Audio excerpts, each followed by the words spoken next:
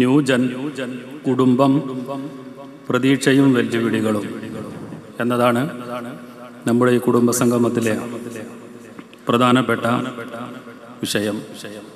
ഈ വിഷയം കൈകാര്യം ചെയ്യുന്നത് പ്രമുഖ മോട്ടിവേഷൻ സ്പീക്കറും ഫാമിലി ട്രെയിനറുമായ നമ്മുടെ പല പരിപാടികളിലും സംബന്ധിക്കാറുള്ള പ്രിയപ്പെട്ട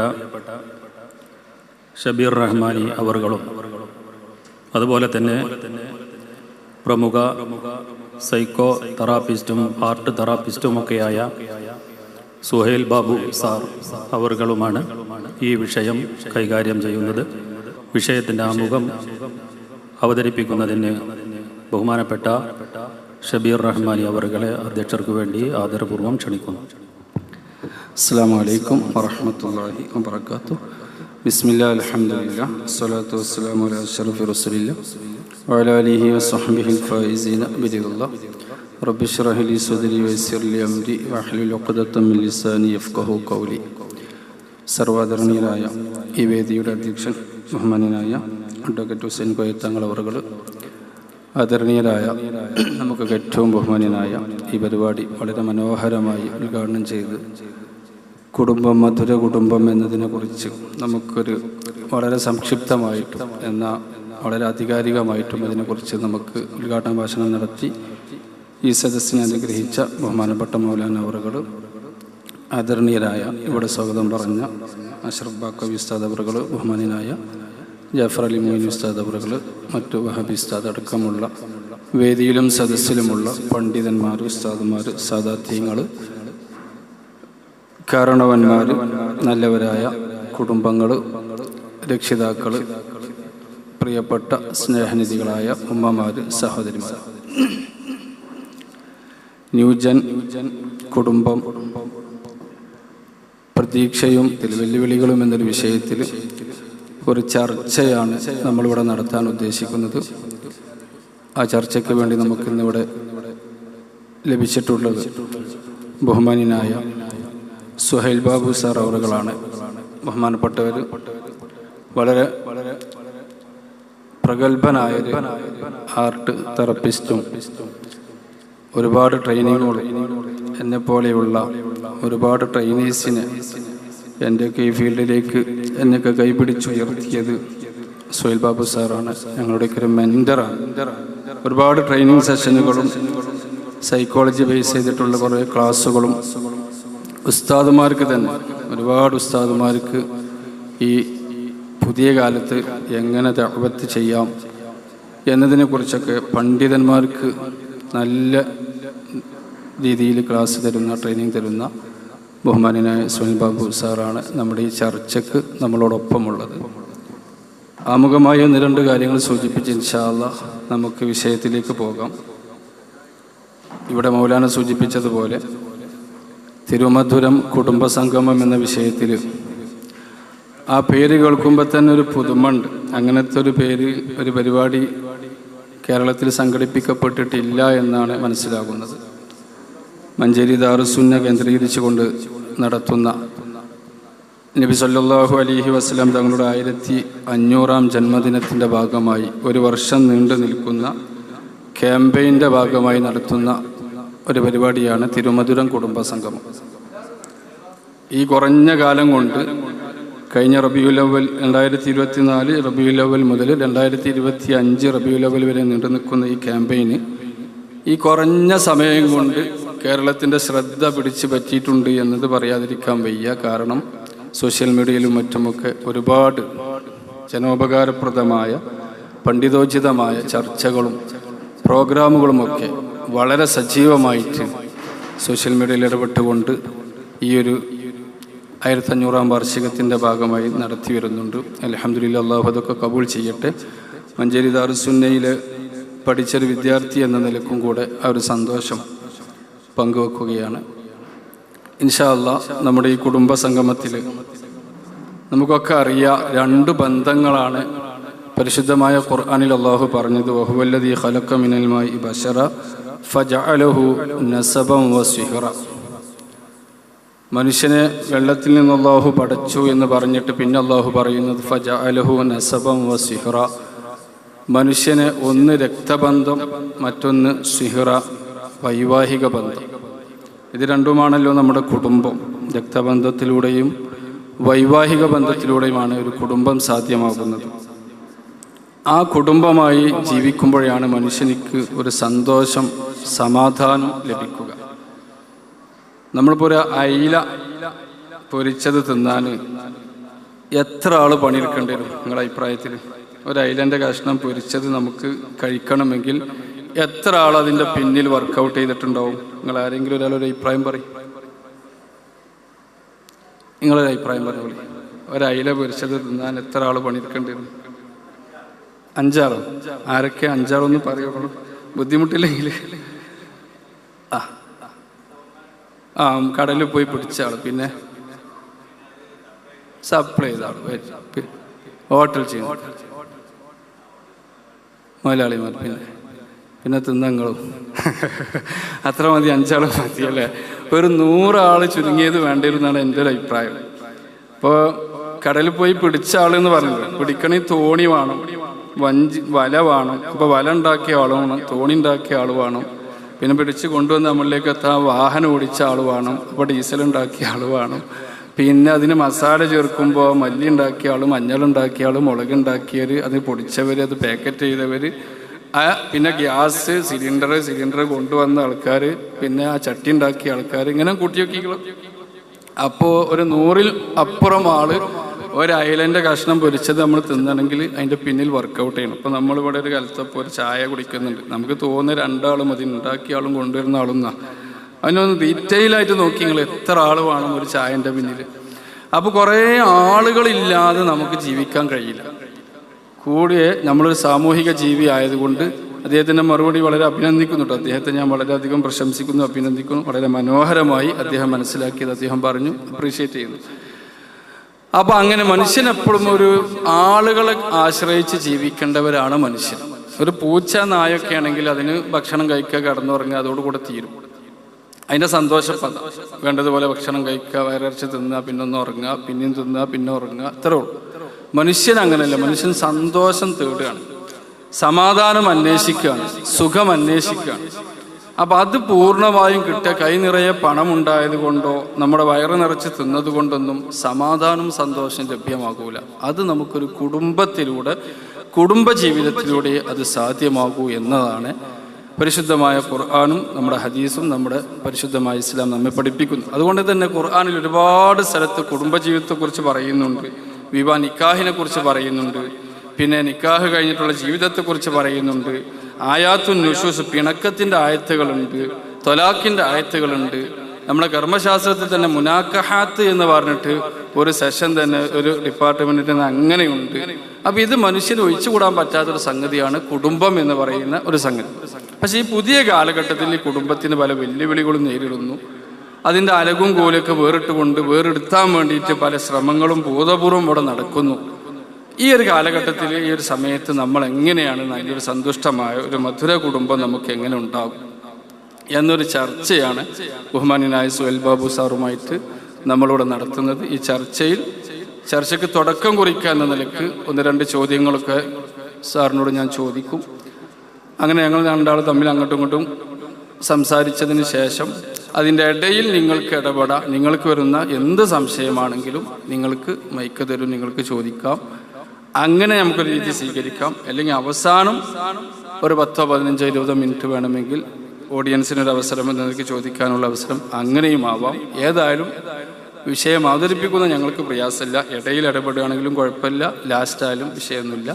എന്തായാലും വളരെ ഭംഗിയായിട്ട് ഒരു പരിപാടി നടത്താൻ ഇൻഷാ അല്ലാഹ് നിങ്ങളൊക്കെ നമ്മളോട് കൂടെ ഉണ്ടാവണം. ഞങ്ങൾ 2 ആളും മാത്രം ഇങ്ങനെ സംസാരിച്ച് പോയാൽ ഇത് സുഖം കിട്ടൂല. ഇപ്പം നല്ലൊരു ക്ലാസ് കുടുംബപരമായിട്ട് നമുക്ക് മൗലാനൻ്റെ കിട്ടിയിട്ടുണ്ട്. ഇനി നമുക്കുള്ള സന്ദേഹങ്ങൾ, സംശയങ്ങൾ, ഈ പുതിയ കാലഘട്ടത്തിൽ നമുക്ക് വേണ്ട കാര്യങ്ങൾ, ഇങ്ങനെയൊക്കെയുള്ള നമ്മുടെയൊക്കെ മനസ്സിൽ കളിക്കുന്ന ചില ചോദ്യങ്ങളും ചില ആശങ്കകളും ശങ്കകളൊക്കെ ഉണ്ടല്ലോ, അതൊക്കെ തീർക്കാനുള്ള ഒരവസരമായിട്ട് വേദിയെ കാണുക. ആ രൂപത്തിൽ നമുക്ക് ഇൻഷാ അല്ലാഹ് ഈ ഒരു സെഷന് മുന്നോട്ട് കൊണ്ടുപോകണം. അള്ളാഹു തൗഫീഖ് ചെയ്യട്ടെ. പ്രയാസമല്ലെങ്കിൽ എല്ലാവരും ഒന്ന് എഴുന്നേറ്റ് മൗലാന സാധുമാരൊന്നും എണീക്കണ്ട, മറ്റുള്ള സാധാരണക്കാരായ ആളുകളൊക്കെ ഒന്ന് എഴുന്നേറ്റ്. കുറേ സമയമായല്ലോ നമ്മളിങ്ങനെ ഇരിക്കുന്നു. ഇനി നമ്മൾ രണ്ട് കൈയൊന്ന് ഇങ്ങനെ ഇങ്ങനെ പിടിച്ചാണ്, കോർത്ത് പിടിച്ചാണ്. എല്ലാവരും പിടിക്കും. ആ, ഇനി വലത് കൈയേക്കാരങ്ങളത് മുകളിൽ വന്നിട്ടുണ്ടാവുക. ഇടത് കൈ അല്ല നിങ്ങളിപ്പോൾ വെച്ചാരി വെക്കിഞ്ഞ് മാറ്റല്ലേ. വലത് കൈയേക്കാരം മുകളിൽ വന്നിട്ടുണ്ടാവുക. ഇടത് കൈ ആരുടെങ്കിലും വന്നിട്ടുണ്ടെങ്കിൽ അവരൊന്ന് കൈ പൊന്തിച്ചാണ്. ഈ മുകളിൽ ഇടത് കൈ വന്നവർ 1 2 3 4 കുറച്ചൊക്കെ ആളുകളുണ്ടല്ലേ. ഓക്കെ താഴ്ത്തിക്കളെ. ഇനി അപ്പുറത്തിരിക്കുന്ന ആൾക്കൊന്ന് കൈ കൊടുത്താണ്. ഷെയ്ഖാൻ്റെ ഒരു മുസാഫ് ഒന്നിങ്ങനെ കൈ കൊടുക്കി. അപ്പുറത്തൊക്കെ ഉള്ള ആളുകൾ ഒന്ന് ചിരിച്ചാട്ടെ. ചിരിക്കാനിപ്പോൾ ഭയങ്കര ഡിമാൻഡുള്ള കാലമാണ്. ചില ആൾക്കാരൊക്കെ ചിരിക്കണമെങ്കിൽ എന്തെങ്കിലും കൊടുക്കേണ്ടി വരും. അവൻ ഭംഗിയായി ഇരിക്കി. ഒന്ന് സദസ്സിനൊന്ന് കുറേ നേരം ഇരുന്നൊരു ചടപ്പ് മാറ്റാന്നുള്ളൂ. അതിലൊരു അനാദരവ് ആരും വിചാരിക്കരുത്. ഇൻഷാ അല്ലാ അപ്പം ഇൻഷാ അല്ലാ നമ്മൾ പറഞ്ഞ ആ വിഷയത്തിലേക്ക് നമുക്ക് തുടക്കം കുറിക്കാം. ഇൻഷാ അല്ലാ നിങ്ങളെ ഭാഗത്തു നിന്നൊക്കെ ഇടപെടലുണ്ടാവണം. അപ്പോഴാണ് ഈ ഒരു സദസ്സ് ഒരു സുഖം ഉണ്ടാവുക. നിങ്ങളിങ്ങനെ ഞങ്ങൾ പറയുന്നത് കേട്ട് മിണ്ടാതിരുന്നാൽ ഒരു സുഖം കിട്ടൂല. കുറേ ഉസ്താദുമാർ പണ്ഡിതന്മാർ മൊയ്ലിയന്മാരുണ്ടാവുമ്പോഴേ മൊയ്ലിയന്മാർക്ക് 3 കാലേക്കാരം. സാധാരണ മനുഷ്യന്മാർക്ക് 2 കാലേ ഉണ്ടാവുള്ളൂ. മൊയ്ലിയന്മാർക്ക് 3 കാലുണ്ടാവും. ഒന്ന് വലത് കാല്, രണ്ടാമത്തെ ഇടത് കാല്, 3 ഇഷ്കാല് പറഞ്ഞിട്ടൊരു കാലുണ്ടാവും. ആ ഇഷ്കാലിൻ്റെ കാല് എപ്പോഴും അപ്പം അങ്ങനത്തെ ഇഷ്കാലുകളൊക്കെ മൗലാന അവിടെ ഇരിക്കുന്നതുകൊണ്ട് നമുക്ക് റാഹത്താണ്. അദ്ദേഹം ആ വിഷയത്തിൽ മൗലാന ഉണ്ടല്ലോ, നമുക്ക് തീർക്കാം.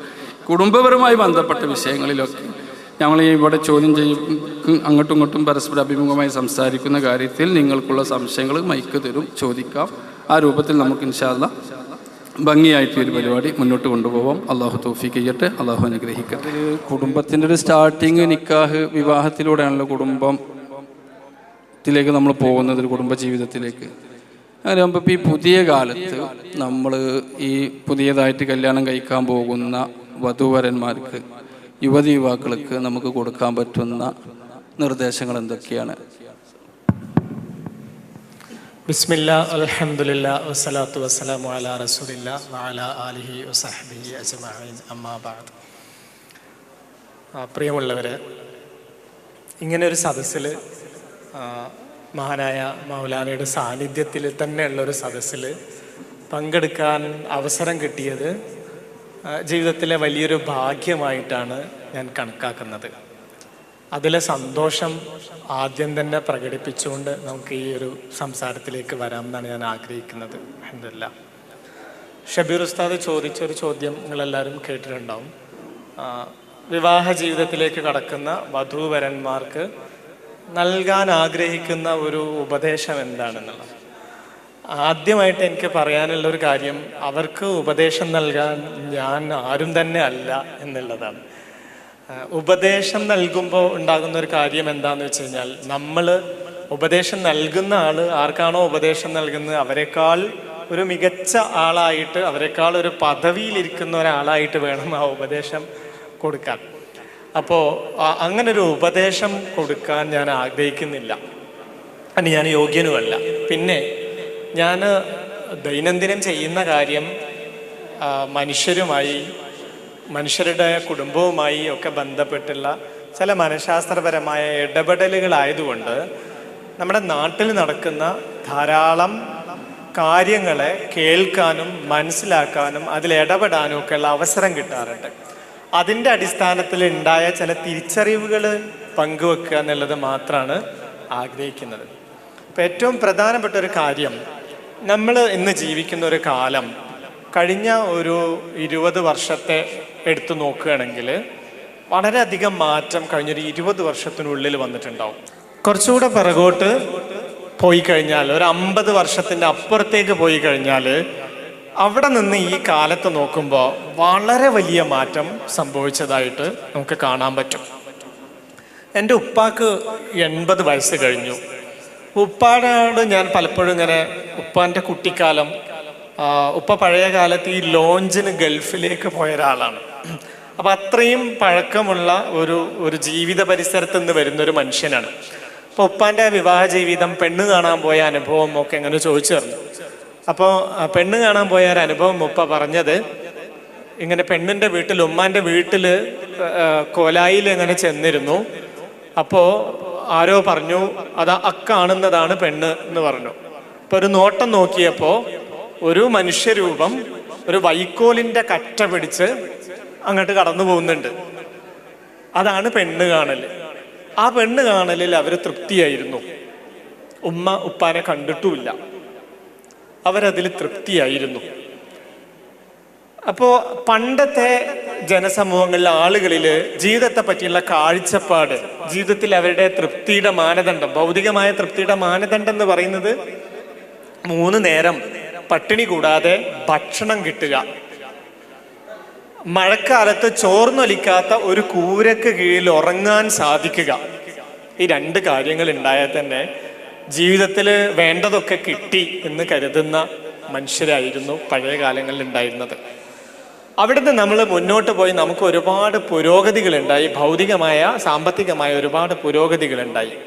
മനുഷ്യൻ്റെ ഒരു പ്രകൃതം എന്ന് പറഞ്ഞാൽ ഒരു പുരോഗതി നമുക്കുണ്ടായാൽ അതിന് മുകളിലുള്ളത് മനുഷ്യൻ അന്വേഷിക്കും.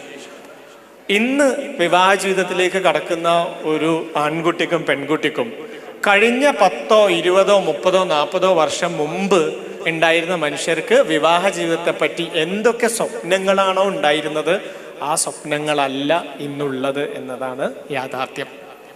അതിനാരെയും കുറ്റം പറയാൻ പറ്റില്ല. കാലം മാറുമ്പോൾ മനുഷ്യരുടെ ആഗ്രഹങ്ങളും ആവശ്യങ്ങളും ഒക്കെ മാറിക്കൊണ്ടിരിക്കും. അതൊരു തെറ്റായ കാര്യവും അല്ല. അപ്പോൾ വിവാഹ ജീവിതത്തിലേക്ക് കടക്കുന്ന മനുഷ്യർക്ക് ആദ്യം ഉണ്ടാവേണ്ട ഒരു ബോധ്യം എന്ന് പറഞ്ഞാൽ, എന്തിനാണ് ഞാൻ കല്യാണം കഴിക്കുന്നത് എന്നതിലൊരു ബോധ്യം ഉണ്ടാവണം. ഈ ബോധ്യം ഇല്ലാതെയാണ് പലരും കല്യാണം കഴിക്കുന്നത്. അപ്പോൾ എന്തിനാണ് കല്യാണത്തെ പറ്റിയുള്ള ഒരു ചർച്ച നമ്മളെ കുടുംബത്തിൽ വരുമ്പോൾ അവിടെ നടക്കുന്ന ആലോചനകൾ എന്തൊക്കെയായിരിക്കും നിങ്ങളൊന്ന് ആലോചിച്ച് നോക്കൂ. ഇപ്പം ഏറ്റവും അപ്ഡേറ്റ് ആയിട്ടുള്ള കാര്യങ്ങൾ വെച്ച് നോക്കുകയാണെങ്കിൽ സേവ് ദ ഡേറ്റിൻ്റെ വീഡിയോ ഉണ്ടാക്കണം. ആ വീഡിയോ വളരെ കളർഫുൾ ആയിരിക്കണം. പിന്നെ ഈ കല്യാണത്തിന് മുമ്പ് ഒരുപാട് ചടങ്ങുകളുണ്ട്. ആ ചടങ്ങുകളൊക്കെ നല്ല പൊലിവോടെ മൊഞ്ചോടെ നടക്കണം. കല്യാണത്തിന് പണ്ടൊക്കെ ഒരു 2 വർഷം അല്ലെങ്കിൽ 5 വർഷം മുമ്പ് വരെ ഒരു ചോറ് മതിയാവുമായിരുന്നു. ഇന്നും ഒരു ചോറ് മതിയാവൂല. ആ ചോറ് മാത്രമല്ല, അത് കഴിഞ്ഞിട്ട് പിന്നെയും ആൾക്കാർക്ക് കഴിക്കാൻ ഭക്ഷണം. ഇങ്ങനെ പലതരത്തിലുള്ള മോടികളും പൊലിവുകളുമാണ് കല്യാണവുമായി ബന്ധപ്പെട്ട് നമ്മളൊക്കെ കുടുംബങ്ങളിൽ നടക്കുന്ന ചർച്ചകൾ. കല്യാണം ഉറപ്പിച്ചിട്ട് കഴിഞ്ഞാൽ കുറച്ചൊരു കാലയളവ് ഉണ്ടാവും കല്യാണത്തിനിടയിൽ. ഈ സമയത്ത് ആൺകുട്ടിയും പെൺകുട്ടിയും കാണുകയും ഫോൺ വിളിക്കുകയും ഒക്കെ ചെയ്യുന്നുണ്ട്. ഉസ്താദുമാരത് എത്ര പാടില്ല എന്ന് പറഞ്ഞാലും അതങ്ങനെ നടന്നുകൊണ്ടിരിക്കുന്നുണ്ട്. നേരം പുലരുവോളം നിക്കാഹ് ചെയ്തവരുണ്ടാവും, നിക്കാഹ് ചെയ്യാത്തവരുണ്ടാവും. നേരം പുലരുവോളം ഈ 2 പേര് തമ്മിൽ സംസാരിച്ചുകൊണ്ടിരിക്കുന്നുണ്ട്. ലോകത്തുള്ള സകല കാര്യങ്ങളെ പറ്റിയും സംസാരിക്കുന്നുണ്ട്. പക്ഷെ അവർ സംസാരിക്കാതെ പോകുന്ന ഏറ്റവും പ്രധാനപ്പെട്ട ഒരു കാര്യം, എൻ്റെ ഭർത്താവ് ആരായിരിക്കണം എന്നതാണ് എൻ്റെ ആഗ്രഹം, എൻ്റെ സ്വപ്നം, എൻ്റെ ആവശ്യം എന്നത് ഈ പെൺകുട്ടി ഇതുവരെ കല്യാണം കഴിക്കാൻ പോകുന്ന ചെക്കനോട് പറഞ്ഞിട്ടുണ്ടാവില്ല. അവൻ ആഗ്രഹിക്കുന്ന ഭാര്യ എങ്ങനെയുള്ള ഒരാളായിരിക്കണം എന്നുള്ളത് ഇതുവരെ സംസാരിച്ചിട്ടേ ഉണ്ടാവില്ല. ഒരു ഉദാഹരണം പറയാം. നമ്മൾ 2 പേരും കൂടി ഒരു യാത്ര പോകാൻ തീരുമാനിക്കുകയാണ്. നിങ്ങൾ എന്നോട് ചോദിച്ചു, ഷബീർ ഉസ്താദ് എന്നോട് ചോദിച്ചു എന്ന് കരുതുക, സുഹൈൽ ഭായ് നമ്മളൊരു യാത്ര പോവുകയല്ലേ. അപ്പം ഞാൻ പറഞ്ഞു പോവാ എന്ന് പറഞ്ഞു. എന്നാ പോണ്? അടുത്ത 28-ാം തീയതി പോവാന്ന്. അങ്ങനെ മൂപ്പര് കാറിട്ട് വന്നു. ഞാൻ അദ്ദേഹത്തിൻ്റെ കാറ് കയറിയിരുന്നു. നമ്മളങ്ങനെ യാത്ര പോവുകയാണ്. ഒരു 10-30 കിലോമീറ്റർ കഴിഞ്ഞപ്പോൾ ഞാൻ ചോദിച്ചു, അല്ല നിങ്ങൾ എങ്ങോട്ടാ പോണത്? മൂപ്പര് പറഞ്ഞു, ഞാൻ ബാംഗ്ലൂർക്കാണ് പോണത്. ബാംഗ്ലൂർക്കോ? എനിക്ക് അങ്ങോട്ടല്ല പോകേണ്ടത്, എനിക്ക് കൊടകിലേക്കാണ് പോകേണ്ടത്. വണ്ടി ഇങ്ങോട്ട് തിരിക്കി. അപ്പൊ അദ്ദേഹത്തിന് പോകേണ്ടത് നഗരങ്ങളിലേക്കാണ്, എനിക്ക് പോകേണ്ടത് പ്രകൃതിയുള്ള സ്ഥലങ്ങളിലേക്കാണ്. എങ്കിൽ എത്ര ദൂരം ഞങ്ങൾക്ക് 2 പേർക്ക് ഒരുമിച്ച് യാത്ര ചെയ്യാൻ സാധിക്കും? ആ യാത്ര മുന്നോട്ട് പോയാൽ ഞാൻ പറയൂലേ, നിർത്ത് വണ്ടി ഇവിടെ എന്ന് പറയൂലേ? ഞാൻ നിർത്തുന്ന് പറഞ്ഞാൽ അദ്ദേഹം പറയൂലേ, എന്നാ പിന്നെ ഇറങ്ങുന്ന് പറയൂലേ? അങ്ങനെ അദ്ദേഹം ബാംഗ്ലൂരിലേക്കും പോകും, ഞാൻ കൊടകിലേക്കും പോകും. പക്ഷെ ഞങ്ങൾ ഒരുമിച്ചുള്ള യാത്ര ഉണ്ടാവൂല. അതാണ് ഇന്ന് നമ്മളെ നാട്ടിൽ നടന്നുകൊണ്ടിരിക്കുന്നത്. നമ്മൾ കേൾക്കണോ, നിക്കാഹ് കഴിഞ്ഞിട്ടേ ഉള്ളൂ, കല്യാണം കഴിഞ്ഞിട്ടില്ല, അപ്പോഴേക്ക് തലാഖായി. കല്യാണം കഴിഞ്ഞ് 6 മാസമേ ആയിട്ടുള്ളൂ, തലാഖായി. 1 വർഷമേ ആയിട്ടുള്ളൂ, തലാഖായി. വിവാഹമോചനം കൂടി വരുന്നത് നമ്മൾ കാണുന്നുണ്ടോ? എന്നാൽ നമ്മൾ പറയും പണ്ടൊന്നും ഇങ്ങനെ ഉണ്ടായിരുന്നില്ല. ശരിയാണ്, പണ്ടുണ്ടായിരുന്നില്ല. പണ്ടത്തെ മനുഷ്യന്മാർക്ക് സ്വപ്നങ്ങളും ആഗ്രഹങ്ങളും ഒക്കെ കുറവായിരുന്നു. ഇന്നത്തെ തലമുറക്ക് ധാരാളം സ്വപ്നങ്ങളുണ്ട്. ഈ സ്വപ്നങ്ങളൊക്കെ മനസ്സിൽ വെച്ചുകൊണ്ട് നടക്കുകയാണ്. ഇത് പരസ്പരം ഷെയർ ചെയ്തിട്ടില്ല. എങ്ങനെയുള്ള ഒരാളെയാണ് ഞാൻ കല്യാണം കഴിക്കാൻ പോണത് എന്ന ആഗ്രഹം, ആവശ്യം ഇത് തുറന്ന് സംസാരിക്കണം ഇന്നത്തെ കാലത്ത്. അത് പറഞ്ഞില്ലെങ്കിൽ ഈ ഒരുമിച്ചുള്ള യാത്ര സാധ്യമാവില്ല. അപ്പൊ നമ്മൾ പലപ്പോഴും ഫിഖഹിന്റെ ഭാഷയിൽ പറഞ്ഞാൽ ഭാര്യയും ഭർത്താവും കുഫുവ് ഒക്കണം എന്ന് പറയും. നിങ്ങൾ പ്രായം ചെന്ന ഒരു വല്യപ്പാനോട് എന്താ കുഫുവ് എന്ന് ചോദിച്ചാൽ ആ വല്യപ്പ പറയും കൊന്ത്രമ്പല്ലില്ലാതിരിക്കുക, അല്ലേ, കോങ്കണ്ണില്ലാതിരിക്കുക. ഇത്രയാണ് കുഫുവ് എന്ന് അവര് പറയും. കുറച്ചും കൂടെ പ്രായം കുറഞ്ഞ വല്യപ്പാന്റെ മോളോട് ചോദിച്ചാൽ ആ മോള് പറയും രണ്ടാളിങ്ങനെ കണ്ടാല് ഉമ്മയും മോനും ആണെന്ന് തോന്നാതിരിക്കുക, അല്ലെങ്കിൽ ഒരു നീളം, അല്ലേ, ഉയരം രണ്ടുപേരും തമ്മിൽ വലിയൊരു വ്യത്യാസം ഇല്ലാതിരിക്കുക. ഇങ്ങനെയൊക്കെയുള്ള കുറച്ച് കാര്യങ്ങൾ അവർക്ക് കുഫു ഉണ്ടാവുള്ളൂ. പക്ഷെ ഇന്നത്തെ കുട്ടികളോട് കുഫു എന്താണ് ചേർച്ച എന്ന് ചോദിച്ചാൽ അത് മാത്രമല്ല, പലതരത്തിലുള്ള ചേർച്ചയുണ്ട്. കാഴ്ചപ്പാടുകളിലെ ചേർച്ചയാണ് ഏറ്റവും പ്രധാനം ഇന്നത്തെ കാലത്ത്. അപ്പോൾ എന്തിന് വിവാഹം കഴിക്കണം എന്നതിനെ പറ്റി റസൂലുള്ളാഹി സ്വല്ലല്ലാഹു അലൈഹി വസല്ലം ഒരു കാര്യം വ്യക്തമായി പഠിപ്പിച്ചിട്ടുണ്ട്. അതിൽ ഉറച്ചു നിൽക്കുക എന്നുള്ളതാണ് പ്രധാനം. റസൂൽ എന്താണ് എന്തിനൊരു മനുഷ്യൻ കല്യാണം കഴിക്കണം എന്നതിനെ പറ്റി വിശദീകരിച്ചത് എന്താണെന്ന് ഉസ്താദ് ഒന്ന് പറയോ? റസൂൽ പ്രധാനമായും പറയും തുങ്കഹുൽ മർഅത്തുൽ അർബഈൻ ലിമാലിഹ വലി ഹസബിഹ വലി ജമാലിഹ ഫദ്ഫർ ബിദാത്തിദ്ദീൻ എന്ന് പറയുന്നുണ്ട് ഒരു സ്ഥലത്ത്. അങ്ങനെ ഒരുപാട് സ്ഥലങ്ങൾ പലതും പറയുന്നുണ്ട്. ഇതിൽ ഏറ്റവും പ്രധാനമായിട്ട് നമ്മൾ ഈ ഒരു സംഗതി എടുക്കുകയാണ്, ഈ ഫദ്ഫർ ബിദാത്തിദ്ദീൻ, ദീനുള്ളൊരു പെണ്ണിനെ കൊണ്ട് ഇനി വിജയിക്കണം എന്നാണ് റസൂലുള്ളാഹി സ്വല്ലല്ലാഹു അലൈഹി വസല്ലം ഞങ്ങൾ അഭിഷേകമായിട്ട് പറയുന്നത്. ഇതാണ് ഇതിൽ ഏറ്റവും പ്രധാനപ്പെട്ട ഒരു കാര്യം. നമ്മൾ കല്യാണം കഴിക്കുമ്പോൾ എന്തൊക്കെ കാര്യങ്ങൾ നോക്കും? സമ്പത്ത് നോക്കും, കുടുംബം നോക്കും, തറവാട് നോക്കും, സൗന്ദര്യം നോക്കും, ഈ കാര്യങ്ങളൊക്കെ നോക്കും. പക്ഷെ നോക്കാൻ മറന്നു പോകുന്ന ഏറ്റവും പ്രധാനപ്പെട്ട കാര്യം ഫദ്ഫർ ബിദാത്തിദ്ദീൻ എന്ന് പറയുന്നതാണ്. അതിൽ രണ്ടുപേർക്കും പരസ്പരം പൊരുത്തമുണ്ടാവുക എന്നുള്ളതാണ്. അതിനെയാണ് ഞാൻ ജീവിതത്തോടുള്ള കാഴ്ചപ്പാട് എന്നതുകൊണ്ട് ഉദ്ദേശിച്ചത്.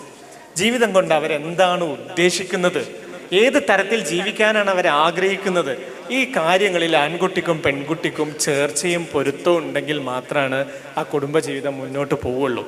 അപ്പോൾ പുതിയ തലമുറയിലെ കുട്ടികളോട് പറയാനുള്ളത്, നാട്ടിലെല്ലാവരും കല്യാണം കഴിക്കുന്നുണ്ട്, അതുകൊണ്ട് നിങ്ങൾ കല്യാണം കഴിക്കല്ലേ. 26 വയസ്സായി 25 വയസ്സായി എന്നുള്ളതുകൊണ്ട് കല്യാണം കഴിക്കരുത്. 18 19 വയസ്സായി എന്നുള്ളതുകൊണ്ട് കല്യാണം കഴിക്കരുത്. ഞാൻ പറഞ്ഞു വരുന്നത് ശ്രദ്ധിക്കണം. ആ പ്രായമായ കല്യാണം കഴിക്കണം എന്നുള്ളതാണ് സുന്നത്ത്. ഞാനിവിടെ പറയുന്നത് കഴിക്കരുത് എന്ന് പറയുന്നത് ആ പ്രായമായി എന്ന ഒരൊറ്റ കാരണം കൊണ്ട് മാത്രം കല്യാണം കഴിക്കരുത്. ജീവിതത്തെ പറ്റിയുള്ള കാഴ്ചപ്പാടുണ്ടാവണം. എൻ്റെ ജീവിതം കൊണ്ട് ഞാൻ എന്താ ചെയ്യേണ്ടതെന്നുള്ള ബോധ്യം ഉണ്ടാവണം. ഞാൻ എന്തിനാണ് കല്യാണം കഴിക്കുന്നത്? നാട്ടുകാരൊക്കെ കല്യാണം കഴിച്ചിട്ടുണ്ട്, അതുകൊണ്ടാണോ ഞാൻ കല്യാണം കഴിക്കുന്നത്? അതുകൊണ്ടാവരുത്. വീട്ടിൽ ഉമ്മാക്ക് ജോലിക്ക് സഹായത്തിൻ്റെ ഒരാൾക്ക് വേണ്ടിയാണ് ഞാൻ കല്യാണം കഴിക്കുന്നത്, അതിനു വേണ്ടി ആവരുത്. എൻ്റെ ലൈംഗികമായ താല്പര്യങ്ങളെ ശമിപ്പിക്കാൻ വേണ്ടി മാത്രമാണോ ഞാൻ കല്യാണം കഴിക്കേണ്ടത്? അതുകൊണ്ടാവരുത്. കാരണം ഒന്നിൽ തീരുന്നതല്ല ഈ ആഗ്രഹവും താല്പര്യവും ഒന്നും. അതിനേക്കാളൊക്കെ അപ്പുറത്ത് ഈ ബന്ധം എന്ന് പറയുന്നത്, പഠിച്ചവൻ ഈ ബന്ധത്തെ ഒക്കെ നമുക്ക് തന്നിട്ടുള്ളത് പഠിച്ചവനെ തിരിച്ചറിയാനാണ്. ഈ ആൺ പെൺ ബന്ധത്തിലൂടെ റബ്ബിനെ തിരിച്ചറിയാനാണ് ഇത് തന്നിട്ടുള്ളത്. അപ്പോൾ അതിനെ മനസ്സിലാക്കണം. ഈ ജീവിതം കൊണ്ടുള്ള കാഴ്ചപ്പാട് എന്താണെന്നുള്ളത് അറിയണം. ഞാൻ എന്തിനാണ് കല്യാണം കഴിക്കണമെന്നുള്ള ബോധ്യം ആൺകുട്ടിക്കും പെൺകുട്ടിക്കും ഉണ്ടാവണം.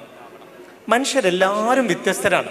എല്ലാവർക്കും ഒരേപോലെയുള്ള ഒരു ജീവിത കാഴ്ചപ്പാട് ഉണ്ടാവില്ല. ഓരോരുത്തരുടെയും താല്പര്യം വ്യത്യസ്തമായതാണ്.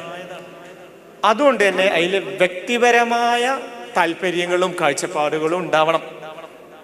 ഞാൻ കല്യാണം കഴിക്കാൻ പോകുന്ന എൻ്റെ ഭാര്യ എന്നോട് എങ്ങനെ പെരുമാറുന്നവളായിരിക്കണം എനിക്ക് ബോധ്യം ഉണ്ടാവണം. എന്നോട് എങ്ങനെ പെരുമാറാൻ പാടില്ലാത്തവളായിരിക്കണം എനിക്ക് നല്ല ബോധ്യം ഉണ്ടാവണം. അതേപോലെ തന്നെ എനിക്ക് ഇന്നെ പറ്റിയൊരു ബോധ്യം ഉണ്ടാവണം. എൻ്റെ പോരായ്മ എന്താണ്, നല്ല തിരിച്ചറിവുണ്ടായിരിക്കണം. ഉദാഹരണം പറയാം, ഞാൻ വളരെ പെട്ടെന്ന് ദേഷ്യം വരുന്ന ഒരാളാണെന്നുണ്ടെങ്കിൽ അതിനെപ്പറ്റി നല്ല ബോധ്യം എനിക്ക് ഉണ്ടാവണം. എന്നെ പോലെ തന്നെ ദേഷ്യം പിടിക്കുന്ന ഒരു പെൺകുട്ടിയാണ് ഞാൻ കല്യാണം കഴിച്ചതെങ്കിലോ എന്തായിരിക്കും അവസ്ഥ? എന്താണ് നിങ്ങളുടെ ഭാര്യ എങ്ങനെയുള്ളൊരു പെൺകുട്ടിയായിരിക്കണം? ആൾ വീട്ടിൽ തന്നെ നിന്ന് നിങ്ങളെയും കുടുംബത്തെയും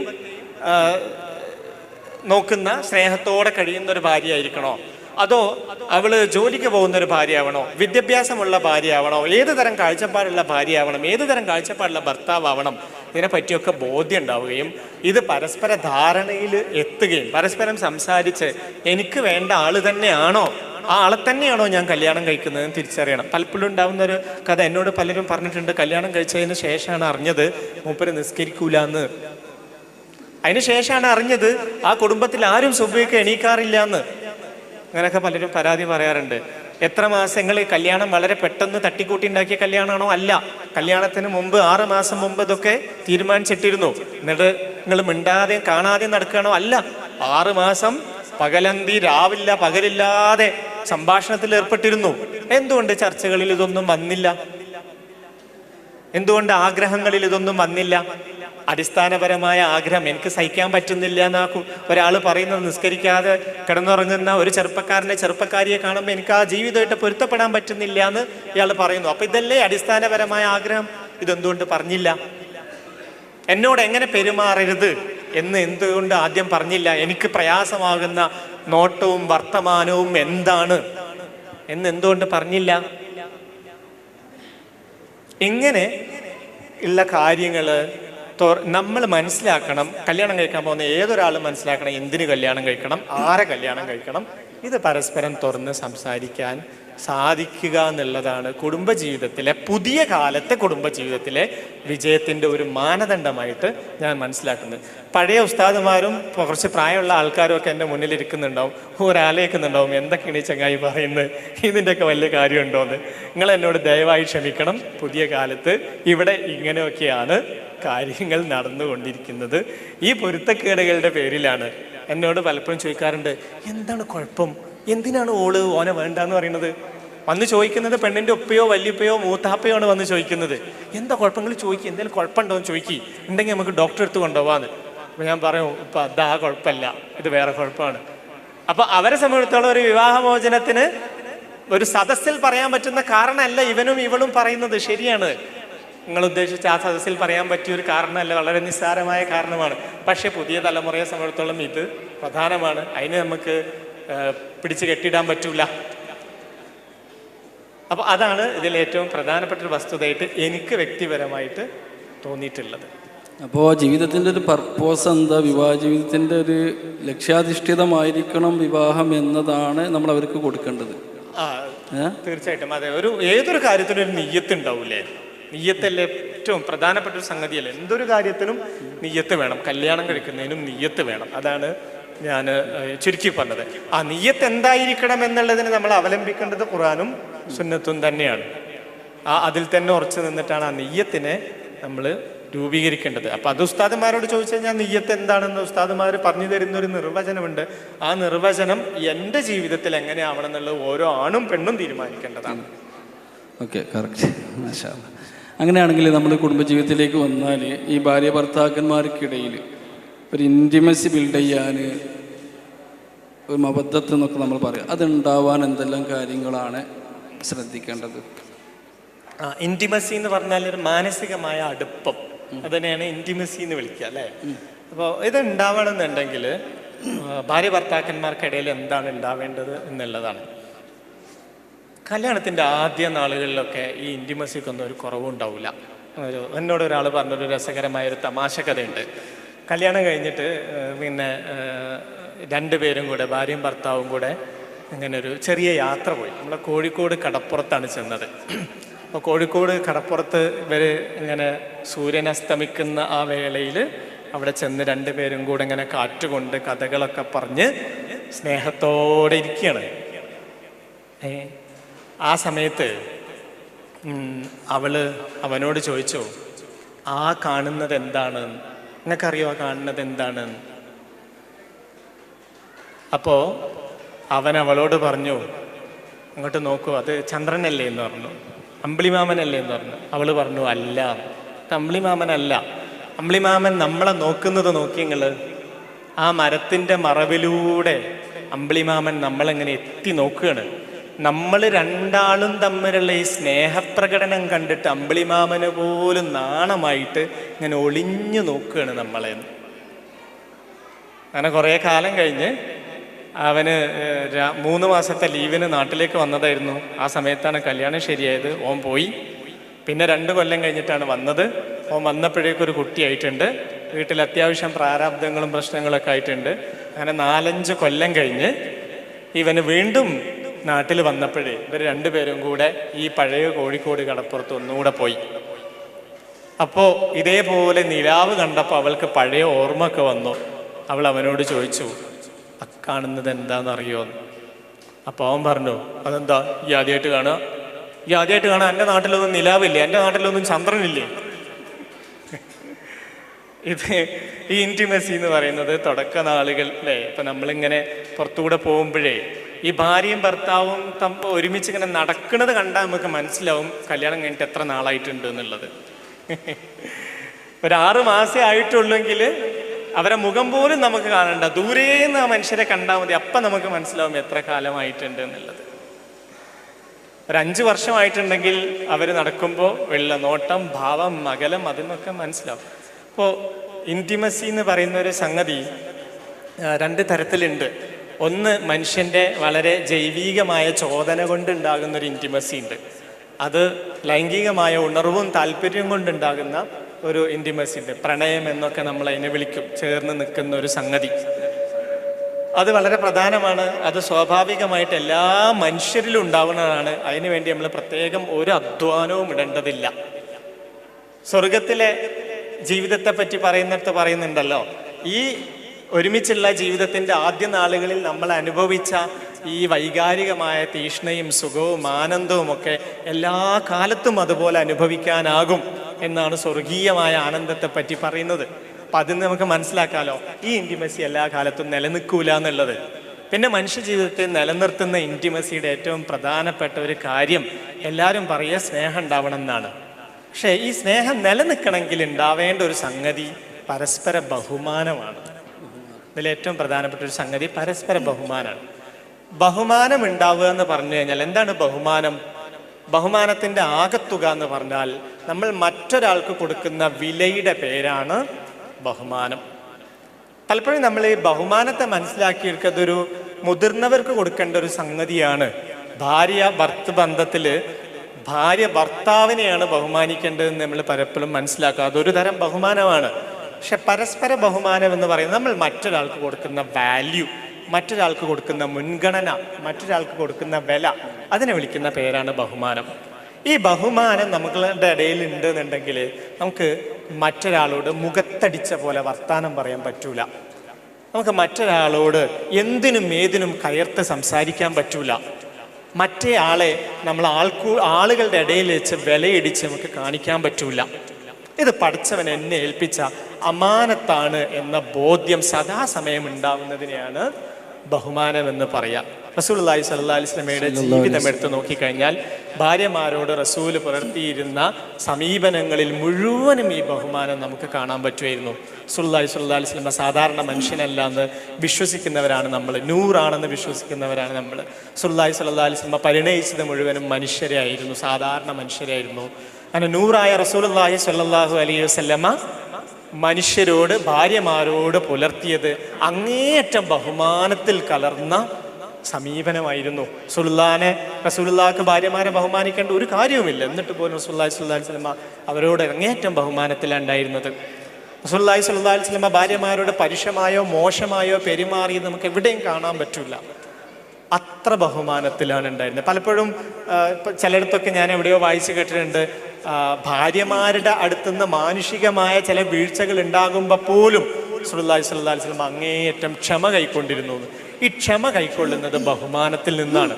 നമ്മൾ ആരോടാണോ ബഹുമാനം നമുക്കില്ലാതെ പോണത് അവരോട് ക്ഷമിക്കാൻ നമുക്ക് കഴിയൂല. ഒരാളോട് ബഹുമാനം ഉണ്ടെങ്കിലേ നമുക്ക് അയാളോട് ക്ഷമിക്കാൻ സാധിക്കുകയുള്ളൂ.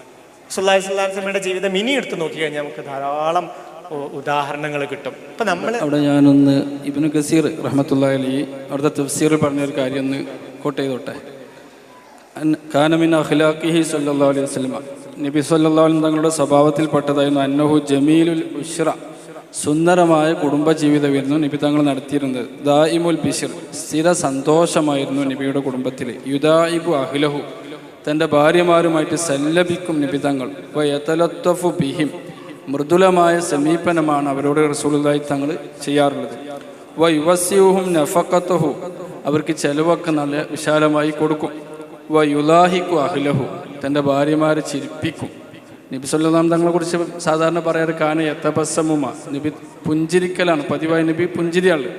ലിഹിക്ക് എന്ന് പറയുന്നവർ ഒന്ന് ചിരിക്കുക, പല്ല് കാണുന്ന വിധത്തിലുള്ള ചിരി റസൂലുള്ളാഹി തങ്ങൾ ഭാര്യമാരുടെ ഇടയിൽ യുലാഹിഖു അഹ്ലഹു, ഭാര്യമാരുടെ ഇടയിൽ അവരെ ചിരിപ്പിക്കും, അങ്ങോട്ടും ഇങ്ങോട്ടും ചിരിക്കും. അങ്ങനെയൊക്കെ തമാശയും കാര്യങ്ങളൊക്കെ ആയിട്ട് എന്താ പറയുക, റസൂലുള്ളാഹിൻ്റെ ഒരു വിനോദ കേന്ദ്രം ഭാര്യമാർ ആ കുടുംബത്തിലായിരുന്നു എന്ന് തഫ്സീർ ഇബ്നു കസീറിൽ കാണാം. അപ്പോൾ അത് സാറ് പറഞ്ഞപ്പോൾ അതിലൂടെ നേട ചെയ്തു എന്ന് മാത്രം.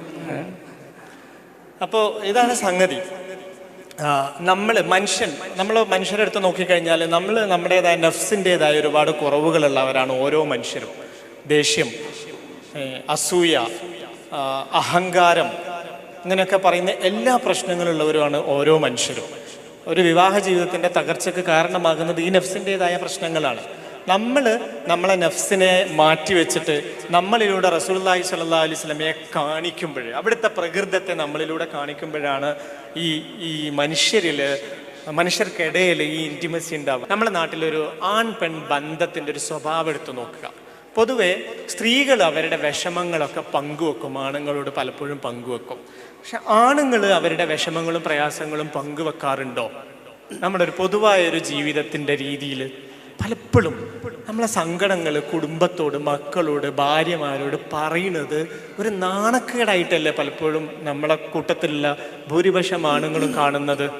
സാമ്പത്തികമായൊരു പ്രയാസമുണ്ടെങ്കിൽ എനിക്ക് എത്ര വരുമാനമുണ്ട് എന്നുള്ളത് സ്വന്തം മക്കൾ അറിയരുത്, ഉപ്പാൻ്റെ പോക്കറ്റിൻ്റെ അവസ്ഥ എന്താണെന്നുള്ളത് മക്കൾ അറിയരുത്, അതിനെന്തോ ഒരു കുറവായിട്ടല്ലേ കാണുന്നത്.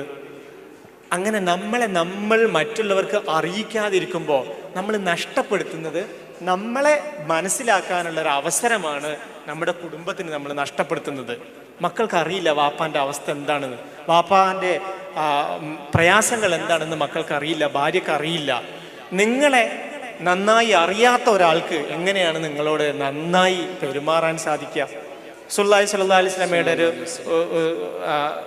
ഹിറാ ഗുഹയിൽ നിന്ന് റസൂലുള്ളാഹി സ്വല്ലല്ലാഹു അലൈഹി വസല്ലമ പോയിരിക്കുകയും അവിടുന്ന് നുബുവ്വത്തിൻ്റെ അനുഭവം ഉണ്ടാവുകയും ചെയ്തപ്പോൾ റസൂലുള്ളാഹി സ്വല്ലല്ലാഹു അലൈഹി വസല്ലമ നേരെ വന്നത് ഖദീജ ബീവിയുടെ വീട്ടിലേക്കായിരുന്നില്ലേ? അങ്ങേയറ്റം പ്രയാസത്തോടെ റസൂലുള്ളാഹി സ്വല്ലല്ലാഹു അലൈഹി വസല്ലമ വന്നിട്ട് ഖദീജ ബീവിയോട് പറഞ്ഞത് ജമ്മിലൂനി, എന്നെ ഒന്ന് പുതപ്പിക്കൂ എന്നല്ലേ? ആ ഒരു പ്രയാസകരമാണോ അല്ലയോ എന്ന് തിരിച്ചറിയാനാകാത്ത തരത്തിലുള്ള ഒരു അനുഭവത്തിൽ നിന്ന്, ആകസ്മികമായ ഒരു അനുഭവത്തിൽ നിന്ന് റസൂലുള്ളാഹി സ്വല്ലല്ലാഹു അലൈഹി വസല്ലം ആശ്വാസം തേടി നേരെ എത്തിയത് സ്വന്തം ഭാര്യയുടെ സവിധത്തിലേക്കാണ്, സാന്നിധ്യത്തിലേക്കാണ്. എന്നിട്ട് അവിടുന്ന് ഏറ്റവും വൾനറബിളായി, അവിടുത്തെ ഏറ്റവും പ്രയാസകരമായ അനുഭവത്തെ, ദൗർബല്യത്തെ മനോഹരമായ ഒരു വാക്കിലൂടെ റസൂലുള്ളാഹി സ്വല്ലല്ലാഹു അലൈഹി വസല്ലം ഖദീജ ബീവിയുടെ മുന്നിൽ അവതരിപ്പിക്കുന്നു, ജമ്മിലൂനീൻ, എന്നെ ഒന്ന് പുതപ്പിക്കൂ. അത് കേട്ടപ്പോൾ ഖദീജ ബീവി പറഞ്ഞൊരു മറുപടി ഉണ്ട്, അതിലുണ്ട് ഈ ഇന്റിമസി എന്ന് പറയുന്ന സംഗതി എന്താണ്? ഉസ്താദ് ഒന്ന് പറയും, എന്താണ് ആ മറുപടി? ഖദീജ ബീവി അപ്പോൾ പറയുന്നു, കല്ലാ ലാ യുഖ്സികല്ലാഹു അബദ ഇന്നക ലതസിലുർ റഹിമ വതഹ്മിലുൽ കല്ല, അല്ലാഹു നിങ്ങൾ ഒരിക്കലും പരാജയപ്പെടുത്തൂല, നിങ്ങൾ കുടുംബബന്ധം ചെലുത്തുന്ന ആളാണ്, പ്രയാസങ്ങൾ സാധുക്കളെ സഹായിക്കുന്ന ആളാണ്. അങ്ങനെ പറഞ്ഞ് ഖദീജ ബീവി റസൂലുള്ളാഹിൻ്റെ ഗുണങ്ങൾ പോസിറ്റീവ് കുറേ ഇങ്ങനെ കൂട്ടത്ത് പറയുന്നുണ്ട്. അങ്ങനെ പറഞ്ഞ് റസൂലുള്ളാഹിനെ സമാധാനിപ്പിക്കുന്നുണ്ട് ഖദീജ റളിയല്ലാഹു തആല അൻഹ. നോക്കൂ, എന്താ ഉണ്ടായതെന്നുള്ള ക്രോസ് വിസ്താരം നടത്താനല്ല ഖദീജ ബീവി നിന്നത്. റസൂലുള്ളാഹി സ്വല്ലല്ലാഹു അലൈഹി വസല്ലമയുടെ അവസ്ഥ എന്താണെന്ന്, വൈകാരികമായ അവസ്ഥ എന്താണെന്ന് മനസ്സിലാക്കി റസൂലുള്ളാഹി സ്വല്ലല്ലാഹു അലൈഹി വസല്ലമയെ ചേർത്ത് നിർത്തി റസൂലുള്ളാഹി സ്വല്ലല്ലാഹു അലൈഹി വസല്ലമയുടെ ഗുണങ്ങൾ എന്താണെന്ന് റസൂലുള്ളാഹിനോട് തുറന്നിങ്ങനെ പറയുകയാണ് ചെയ്യുന്നത്. എന്തുമാത്രം ആശ്വാസം പകരുന്നൊരു വർത്താനാണെന്ന് ആലോചിച്ച് നോക്കൂ.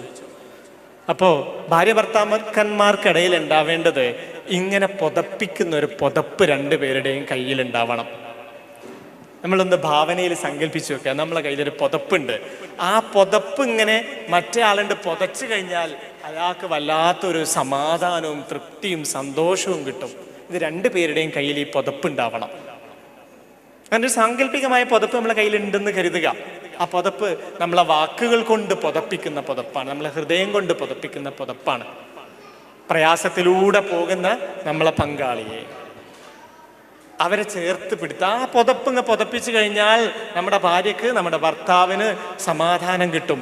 പ്രയാസങ്ങൾ ഉണ്ടാകുമ്പോൾ ഓടി ചെല്ലാൻ പറ്റിയ ഇടമായിട്ട് കുടുംബം മാറുക. പലപ്പോഴും ഉണ്ടാകുന്ന അനുഭവം എന്താ, എന്തെങ്കിലും പ്രശ്നം ഉണ്ടെന്നുണ്ടെങ്കിൽ എങ്ങനെയെങ്കിലും വീട്ടിൽ നിന്ന് ഇറങ്ങിയാൽ മതി എന്ന് അവസ്ഥയാണ് മനുഷ്യർക്ക് ഉണ്ടാവുക.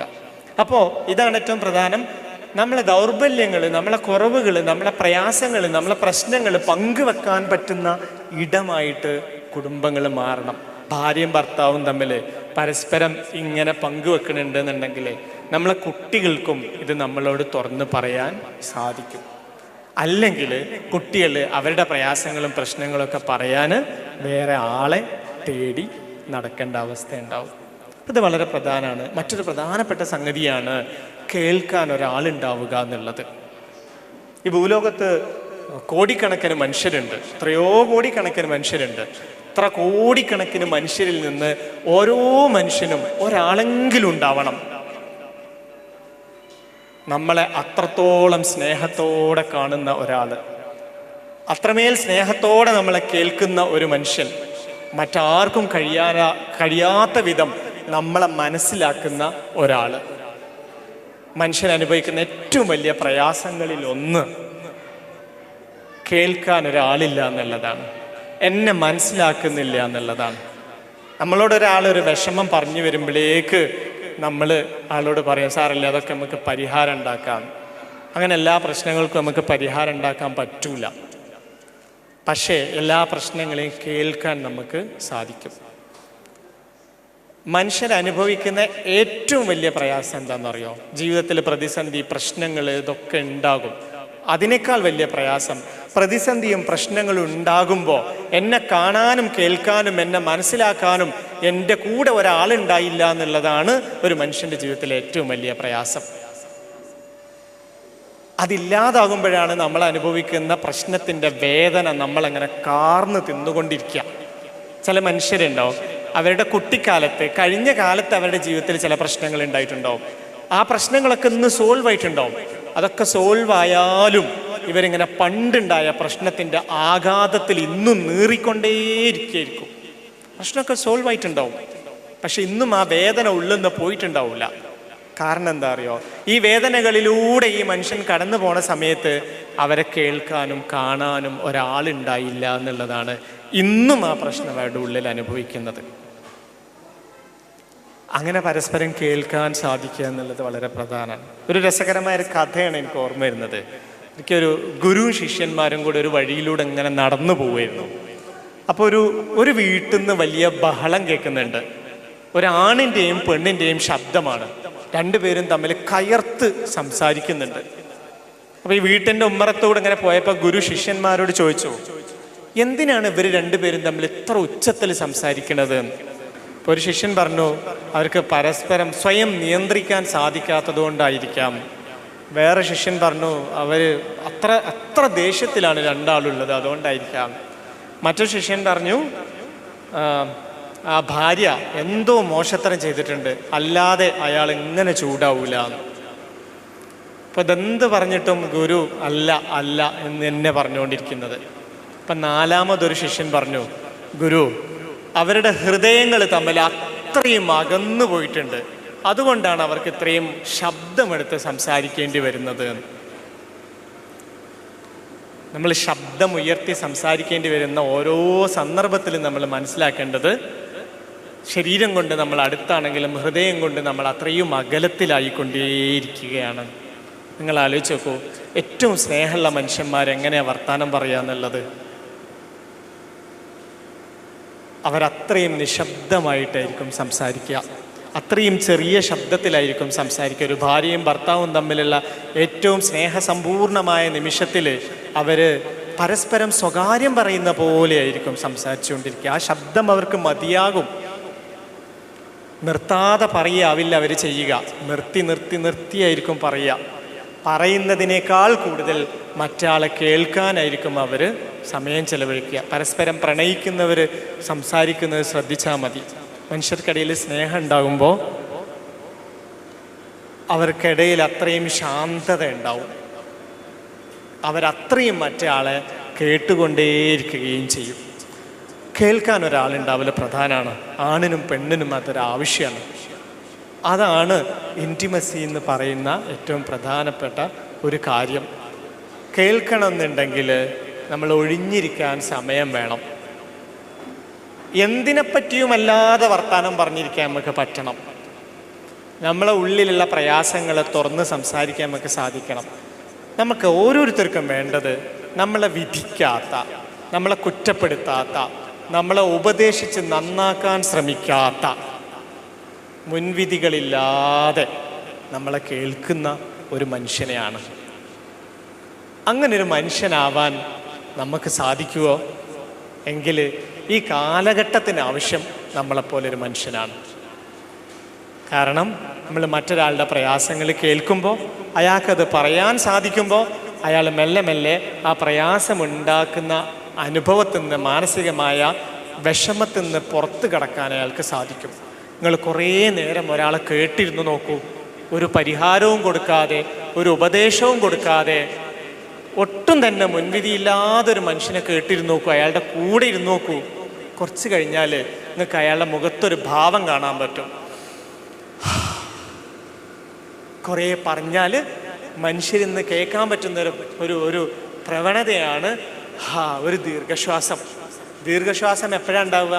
ഒരാശ്വാസം ഉണ്ടാവുമ്പോഴാണ് ഈ ദീർഘശ്വാസം ഉണ്ടാവുക. ആശ്വാസം ഉണ്ടാവാൻ നമ്മൾ എന്താ കൊടുത്ത്? അയാളുടെ പ്രശ്നത്തിന് ഒരു പരിഹാരം നമ്മൾ കൊടുത്തിട്ടില്ല. ഒരു മനുഷ്യന് കൊടുക്കേണ്ട ഏറ്റവും വലിയ പരിഹാരം എന്ന് പറയുന്നത് നമ്മളെ സാന്നിധ്യമാണ്, നമ്മളെ ഹൃദയമാണ്. അത് പരസ്പരം കൈമാറ്റം ചെയ്യാൻ സാധിക്കുന്ന ബന്ധങ്ങളാണ് ഏറ്റവും നല്ല ബന്ധങ്ങൾ എന്ന് പറയുന്നത്.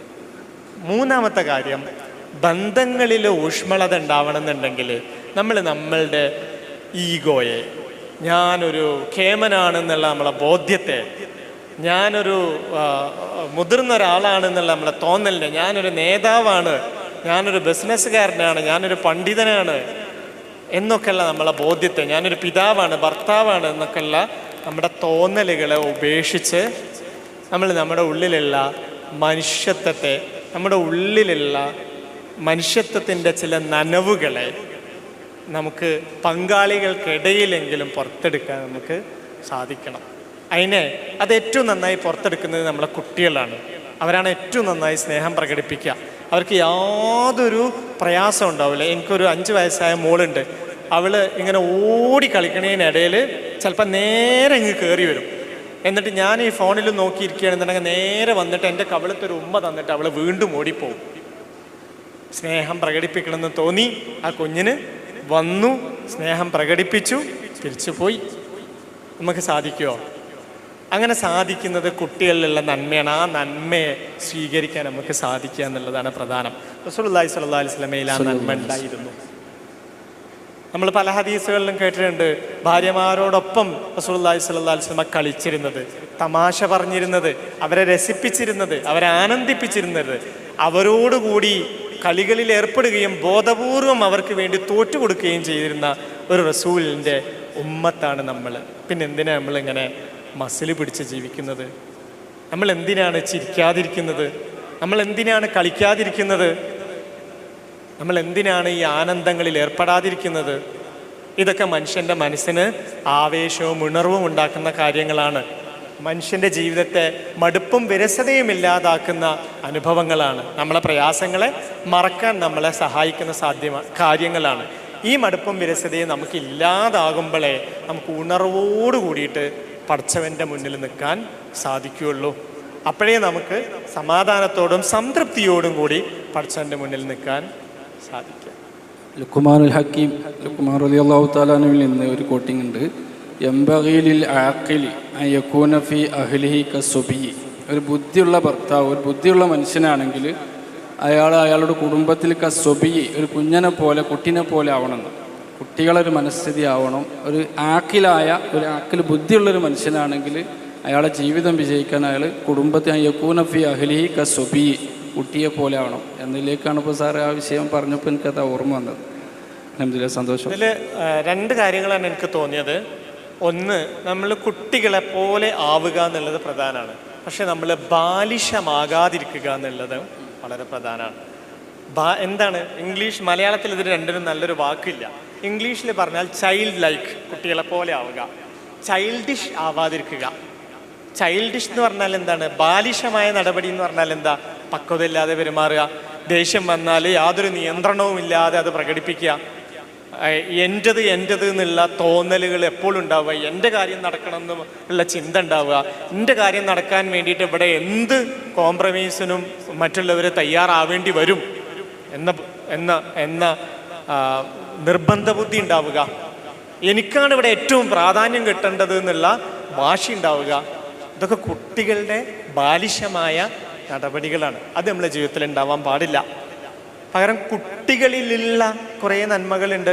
ഈ സ്നേഹം പ്രകടിപ്പിക്കുന്ന പോലെയുള്ള, കളികളിൽ ഏർപ്പെടുന്ന പോലെയുള്ള, ഏത് കാര്യവും മറക്കാനും ക്ഷമിക്കാനുള്ള കഴിവ് കുട്ടികൾക്കല്ലേ കൂടുതലുള്ളത്. നിങ്ങളെ കുഞ്ഞിനോട് ദേഷ്യം പിടിച്ച് ഒരു 10 മിനിറ്റ് കഴിഞ്ഞാൽ ആ കുഞ്ഞ് അതൊക്കെ മറന്ന് അതൊന്നും മനസ്സിൽ വെക്കാതെ നേരത്തേതിനേക്കാൾ എന്തോരം സ്നേഹത്തോടെയാണ് ആ കുഞ്ഞ് നമ്മളോട് പെരുമാറുക. നമ്മളെ ജീവിത പങ്കാളിയുടെ അടുത്ത് നിന്ന് എന്തെങ്കിലും ഒരു മോശമായൊരു സമീപനം ഉണ്ടായിക്കഴിഞ്ഞാൽ എത്ര ദിവസം നമ്മളത് മനസ്സിൽ വെച്ച് നടക്കും? എന്നാൽ കുഞ്ഞുങ്ങളിലേക്ക് നോക്കി, അവരത് അപ്പം മറന്നു. അവർ ഈ നിമിഷത്തിലാണ് ജീവിക്കുന്നത്, അത് മറന്നു. അവർക്ക് സങ്കടം വന്നാൽ അവർ കരയും, പിടിച്ചൊന്നും വെക്കൂല, കരയും. കരഞ്ഞു കഴിഞ്ഞാൽ അവരെ വിട്ടു. ചിരിക്കേണ്ട ഒരു സന്ദർഭം വന്നാൽ അവർ ചിരിക്കുകയും ചെയ്യും. നമ്മളോ ചിരിക്കേണ്ട സന്ദർഭം വന്നാൽ ചിരിക്കൂല, കരയേണ്ട സന്ദർഭം വന്നാൽ കരയൂല. എന്നിട്ട് ഇങ്ങനെ കല്ല് പോലെ മരവിച്ച മനുഷ്യരായിട്ട് നമ്മളിങ്ങനെ ജീവിക്കും. അങ്ങനെ നമ്മളാവുമ്പോൾ നമ്മളെ ജീവിത പങ്കാളിക്ക് ഒരു മനുഷ്യനെ കിട്ടിയിട്ടില്ല എന്ന് പറയേണ്ടി വരും. ഇപ്പോൾ ബാലിശമാവാതിരിക്കുക. എന്നാൽ നമ്മൾ ജീവിതത്തിൽ മുഴുവൻ ഈ ബാലിശമായ സംഭവങ്ങൾ ചെയ്യുന്നുണ്ട്. അപ്പോൾ നമ്മൾ വളരെ ശ്രദ്ധിക്കേണ്ട ഒരു കാര്യം, നമ്മൾ ഇവിടെ സ്ത്രീകൾ ഈ സദസ്സിലുള്ള പുരുഷന്മാരുടെ 2 ഇരട്ടി സ്ത്രീകൾ അപ്പുറത്ത് ഉണ്ട്, ധാരാളം സ്ത്രീകളുണ്ട്. നമ്മൾ ഈ കൗൺസിലിൻ്റെ അംഗത്തൊക്കെ ഇടപെടുമ്പോൾ പൊതുവേ സ്ത്രീകൾ പറയുന്നൊരു വാക്കാണ്, ഉസ്താദ് ഒന്നും വേണ്ടില്ല, മുപ്പരിനൊന്ന് കേട്ടാൽ മതിയിരുന്നു, ഉസ്താദ് ഒന്നും വേണ്ടില്ല, മുപ്പരിനൊന്ന് മനസ്സിലാക്കിയാൽ മതിയിരുന്നു. ഇതാണ് പൊതുവേ സ്ത്രീകൾക്കുള്ളൊരു പരാതി. നമ്മൾ പുരുഷന്മാരായ നമ്മൾ സ്ത്രീകളെ കേൾക്കുന്നില്ല, അവരെ മനസ്സിലാക്കുന്നില്ല. ഞാൻ എവിടെ വായിച്ചിട്ടുണ്ട്, ഒരു സ്ത്രീ ഒരു ദിവസം 20,000 വേർഡ്സ് വാക്കുകൾ പറയുന്നു. പുരുഷൻ 7,000 വാക്കുകളാണ് ഒരു പുരുഷൻ ഒരു ദിവസം പറയുക. അപ്പോൾ നമ്മുടെ ഭാര്യമാർ, നമ്മുടെ പെമ്മക്കൾ, നമ്മുടെ സഹോദരിമാർ ഒരു ദിവസം പറയുന്ന 20,000 വാക്കുകൾ അവർക്ക് പറയാനുണ്ടാവും.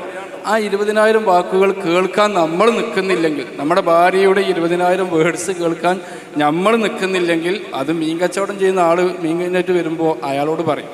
അപ്പോൾ 2-3 ദിവസമൊക്കെ അയാളോട് പറയുമ്പോൾ പിന്നെ അയാളോട് അടുപ്പാവും, അവർ തമ്മിലൊരു ബന്ധമാവും.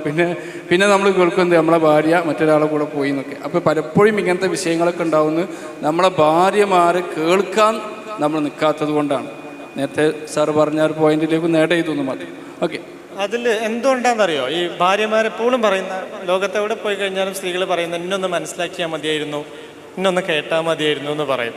എന്താ ഇത് പ്രശ്നം? എന്തുകൊണ്ടാണ് ആണുങ്ങളെ ഒന്നും മനസ്സിലാക്കാത്തത്, കേൾക്കാത്തത്? നമ്മൾ ആണുങ്ങളുടെ ഒരു കുഴപ്പമുണ്ട്, ആരെങ്കിലും ഒരു പ്രശ്നം പറഞ്ഞാൽ അത് പരിഹരിച്ചെടുക്കേണ്ട ഉത്തരവാദിത്തം എനിക്കാണെന്നുള്ളൊരു തോന്നൽ.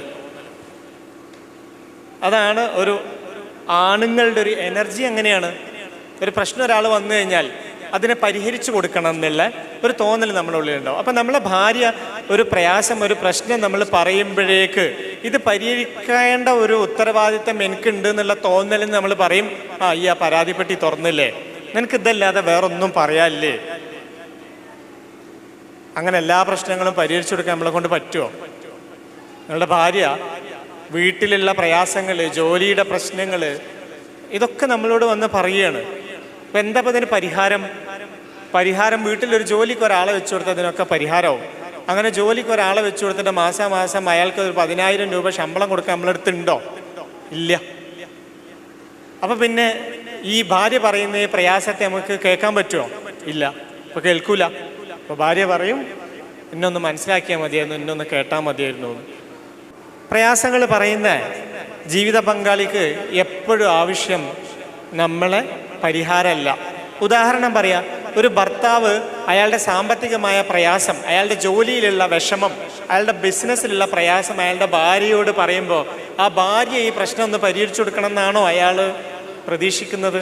അല്ലല്ലോ. ഭാര്യയ്ക്ക് പരിഹരിച്ചു കൊടുക്കാൻ പറ്റും? ഇയാളെ ബിസിനസ് ഡൗൺ ആണ്, നഷ്ടത്തിലേക്കാണ് പോയിക്കൊണ്ടിരിക്കുന്നത്. ഈ പ്രയാസം ഭാര്യയോട് പോയി പറഞ്ഞാൽ ഭാര്യ വന്നിട്ട് ഇതിനൊക്കെ ഒരു സ്ട്രാറ്റജിക് കൺസൾട്ടിങ് കൊടുത്തിട്ട് ഈ ബിസിനസ്സിനെ അഭിവൃദ്ധിപ്പെടുത്തി കൊടുക്കാൻ ഭാര്യയ്ക്ക് പറ്റൂല. എന്തിനാ അത് പറയുന്നത്? ഇവിടെ ഒരു മനുഷ്യൻ ജീവിക്കുന്നുണ്ട്, നിങ്ങളുടെ കൺമുന്നിൽ ഒരു മനുഷ്യൻ ജീവിക്കുന്നുണ്ട്. ആ മനുഷ്യന് വിഷമങ്ങളിലൂടെ, പ്രയാസങ്ങളിലൂടെ കടന്നു പോകുന്നുണ്ട്. എന്നെ ആരെങ്കിലും ഒന്ന് കാണണം, എൻ്റെ പ്രയാസത്തെ ആരെങ്കിലും ഒന്ന് മനസ്സിലാക്കണം. എനിക്ക് ആശ്വാസത്തോടെ ഒരാളുടെ മുന്നിൽ മനസ്സ് തുറക്കാൻ സാധിക്കണം. എനിക്ക് ഒന്ന് ചാഞ്ഞ് കിടന്ന് കരയാൻ ഒരു തോള് വേണം. അങ്ങനെ ഞാനൊരാളുടെ തോളിൽ ഇങ്ങനെ ചാഞ്ഞ് കിടന്ന് കണ്ണീര് പൊഴിക്കുമ്പോൾ ഒരു കൈസ്പർശം എൻ്റെ തോളിൽ ഇങ്ങനെ വന്ന് മെല്ലെ കുറച്ച് നേരം ഒന്നിങ്ങനെ തലോടണം. സാരല്ലടോ, പടച്ചോനെല്ലാം കാണുന്നില്ലേ, അവന് നമ്മളെ പ്രാർത്ഥന കേൾക്കാതിരിക്കൂലല്ലോ എന്ന് പറയാൻ ഒരു മനുഷ്യന് ജീവിതത്തിൽ വേണം. അതാണ് ഓരോ മനുഷ്യനും ആഗ്രഹിക്കുന്നത്. അതിന് സാമ്പത്തികമായ ഒരു ചെലവുമില്ല, അതിനൊരു വലിയ പ്രശ്നപരിഹാരത്തിൻ്റെ കാര്യവുമില്ല. അങ്ങനെ ഒന്ന് കേട്ടുകൊടുത്താൽ മതി. ഇതാണിനും പെണ്ണിനും ആവശ്യമുണ്ട്. ഇതുപോലും കിട്ടാതെ വരുമ്പോഴാണ് മനുഷ്യൻ പറയും, ഇന്നൊന്ന് മനസ്സിലാക്കിയാൽ മതിയായിരുന്നു, എൻ്റെ അവസ്ഥ ഒന്ന് കണ്ടാൽ മതിയായിരുന്നു. അതായിരിക്കാം മനുഷ്യർ പലപ്പോഴും ആഗ്രഹിക്കുന്നുണ്ടാവുക. ഓക്കെ, മാഷാ അല്ലാ. നമ്മൾ ഇവിടുത്തെ വിഷയം ന്യൂജൻ കുടുംബം പ്രശ്നങ്ങളും പരിഹാരങ്ങളും എന്നുള്ളതാണ്. ഇപ്പോൾ ഈ ന്യൂജൻ ഈ കാലഘട്ടത്തിൽ ഏറ്റവും വലിയൊരു വിഷയമാണ്, ഒരു എന്താ പറയുക, ഒരു മുസീബത്താണ് ഇപ്പോൾ ഈ ലിബറലിസം എന്ന് പറയുന്നത്. അപ്പോൾ ഈ ലിബറലിസം ഇപ്പോൾ ഈ ഇൻസ്റ്റാഗ്രാം ഒട്ടുമിക്ക ഈ കൗമാരപ്രായക്കാരൊക്കെ ഇൻസ്റ്റയിലാണല്ലോ ഉള്ളത്, അവർ തന്നെ അതാണല്ലോ. അപ്പോൾ ഈ ലിബറൽ ചിന്തകൾ നമ്മുടെ മക്കളെ സ്വാധീനിച്ചിട്ടുണ്ട്. ഈ ലിബറലിസം ഈ കുടുംബജീവിതത്തെ എങ്ങനെ ബാധിക്കുന്നു എന്നുള്ളതാണ്. ഷബീർ ഉസ്താദ് ചോദിച്ച ചോദ്യം, ലിബറലിസം നമ്മളെ കുടുംബജീവിതത്തെ എങ്ങനെയൊക്കെയാണ് ബാധിക്കണമെന്ന്. ഉസ്താദ് വളരെ ആഴത്തിൽ ചിന്തിക്കുകയും കാര്യങ്ങളെ നിരീക്ഷിക്കുകയും വായിക്കുകയും മനസ്സിലാക്കുകയൊക്കെ ചെയ്യുന്ന ഒരാളാണ്. അതുകൊണ്ടാണ് ഉസ്താദ് ഇങ്ങനെ ലിബറലിസം പോലത്തെ ടേമുകളൊക്കെ ഉപയോഗിക്കുന്നത്. അതിന് മുമ്പ് ഞാൻ സദസ്സിനോട് ചോദിക്കാൻ ആഗ്രഹിക്കുന്ന ഒരു കാര്യം, ഇതിൽ എത്ര പേര് ലിബറലിസം എന്നൊരു സംഗതി കേട്ടിട്ടുണ്ട്? കേട്ടവരൊന്ന് കൈപൊക്കുവോ? ഓക്കെ, വളരെ കുറച്ച് ആൾക്കാരെ ലിബറലിസം എന്താന്ന് കേട്ടിട്ടുള്ളൂ. അപ്പം എന്നാൽ നിങ്ങൾ കേട്ടിട്ടില്ലെങ്കിൽ നിങ്ങളിതൊക്കെ അറിഞ്ഞിട്ടുണ്ടാവും. ഞാൻ ചില കാര്യങ്ങൾ പറയാം. നിങ്ങൾ കേട്ടിട്ടുണ്ടോ ആളുകൾ പരാതി പറയണത്, പെൺകുട്ടികൾ പറയണ എനിക്ക് കല്യാണം വേണ്ടാന്ന്? അങ്ങനെ പറയുന്ന പെൺകുട്ടികൾ അങ്ങനെ പറയണമെന്ന് കേട്ടിട്ടുണ്ടോ?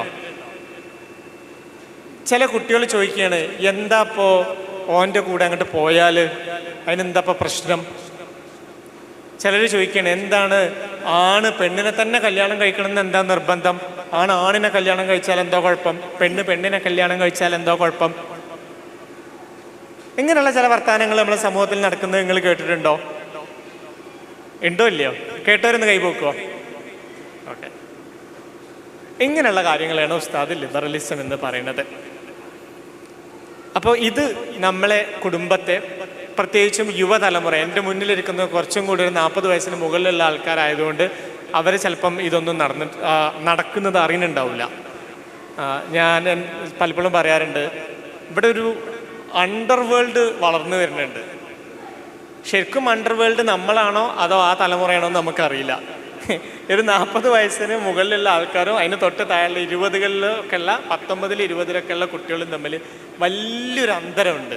അവർ ചോദിക്കുന്ന ചോദ്യങ്ങൾക്ക് മുതിർന്നവർക്ക് ഉത്തരം ഉണ്ടാവില്ല. ആ നിലക്കുള്ള വലിയൊരു അന്തരം ഉണ്ടായിക്കൊണ്ടിരിക്കുന്നുണ്ട്.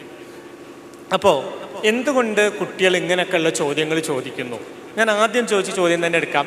ഞാൻ കേട്ടിട്ടുണ്ട് പല പെൺകുട്ടികളും പറയണത് കല്യാണം വേണ്ട. എങ്ങനെയാണ് ജീവിക്കാൻ ഉദ്ദേശിക്കുന്നത് എന്ന് ചോദിച്ചാൽ, കല്യാണം കഴിച്ചിട്ട് തന്നെ ജീവിക്കണം എന്ന് എന്താണ് ഇത്ര നിർബന്ധം? ഞാൻ നല്ലോണം പഠിച്ചിട്ടുണ്ട്, എനിക്ക് നല്ല ജോലിയുണ്ട്, ശമ്പളമുണ്ട്, എന്നെ നോക്കാൻ വേറൊരാൾ ആവശ്യം എനിക്കില്ല, ഞാൻ തന്നെ നോക്കിക്കോളൂ എന്നെ. എനിക്ക് കുറേ സ്വപ്നങ്ങളുണ്ട്, ആഗ്രഹങ്ങളുണ്ട്, അതിൻ്റെ പിന്നാലെയൊക്കെ പോവാം, അത്ര മതി, എനിക്കൊരാൾ വേണമെന്നില്ല. കുറച്ചും കൂടെ കടന്നിട്ട് കുട്ടികൾ പറയും, ഇനിയിപ്പോൾ എൻ്റെ ശാരീരികമായ ആവശ്യങ്ങൾക്ക് വേണ്ടിയിട്ടാണെന്നുണ്ടെങ്കിൽ അതിനെന്തിനാണ് കല്യാണം കഴിക്കുന്നത്? കുറച്ച് കാലത്തേക്കൊരു പാർട്ട്ണർ ഉണ്ടായാൽ പോരെ എന്നൊക്കെ പറയുന്ന ഒരു പ്രവണത നമ്മളെ നാട്ടിൽ വളർന്നു വരുന്നില്ലേ എന്നുള്ളതാണ് ചോദ്യം. എന്തുകൊണ്ട് അങ്ങനെ ഉണ്ടാവുന്നു? കല്യാണം വേണ്ട എന്ന് പെൺകുട്ടികൾ എന്തുകൊണ്ട് പറയണു? ഞാൻ പലപ്പോഴും അവരോട് ചോദിക്കാറുള്ളൊരു ചോദ്യം, അവർ കണ്ട കല്യാണവും കുടുംബജീവിതവും എങ്ങനെയുള്ളതാണ് എന്നുള്ളതാണ്. ആ കല്യാണവും കുടുംബജീവിതവും വേണ്ട എന്നായിരിക്കും അവർ പറയുന്നുണ്ടാവുക. ഒരു ഉദാഹരണം എടുത്ത് നോക്കാം നമുക്ക്. ഭാര്യ ഭർത്താവിനോട് ചോദിക്കുകയാണ്, ഞാനൊന്ന് എൻ്റെ വീട്ടിൽ പോയിട്ട് വരട്ടെ, ഉമ്മാക്കും ഉപ്പാക്കും വയ്യാന്ന് കേട്ടിരുന്നു, ഒന്ന് പോയിട്ട് കുറച്ച് ദിവസം അവിടെ നിന്നിട്ട് ഞാൻ വരട്ടെ. ആ ഭർത്താവ് പറയാണ്, ഈ ഇപ്പോൾ പോയി കഴിഞ്ഞാൽ ഇവിടുത്തെ കാര്യങ്ങളൊക്കെ ആരാ നോക്കുക? ശരി, രാവിലെ ഉച്ചക്കുള്ള ചോറും കറിയൊക്കെ ഉണ്ടാക്കി വെച്ചിട്ട് പോയിക്കോ, എന്നിട്ടൊരു 4 മണിയാകുമ്പോഴേക്കും ഇങ്ങോട്ട് തിരിച്ചെത്തിയേക്ക്. അത് വൈകി കഴിഞ്ഞാൽ അവിടെ പോയിട്ട് ഭാര്യ പറയണേ, ഞാൻ ഇന്ന് ഇവിടെ നിന്നിട്ട് വന്നോട്ടെ.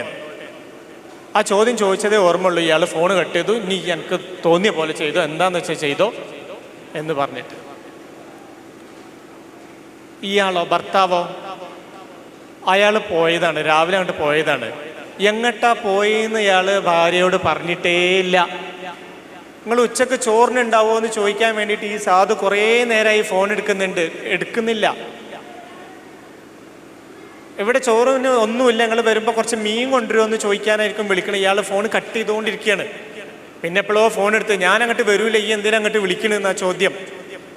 നിങ്ങൾ എപ്പോഴാണ് വരുമെന്ന് ചോദിച്ചപ്പോൾ ഞാൻ വൈകുന്നേരം വരാം. ഏതാണ് ഈ വൈകുന്നേരം? രാത്രി 11 മണിയായിട്ടും ഇയാളെ കാണാനില്ല, എവിടെയുള്ളതെന്ന് അറിയില്ല.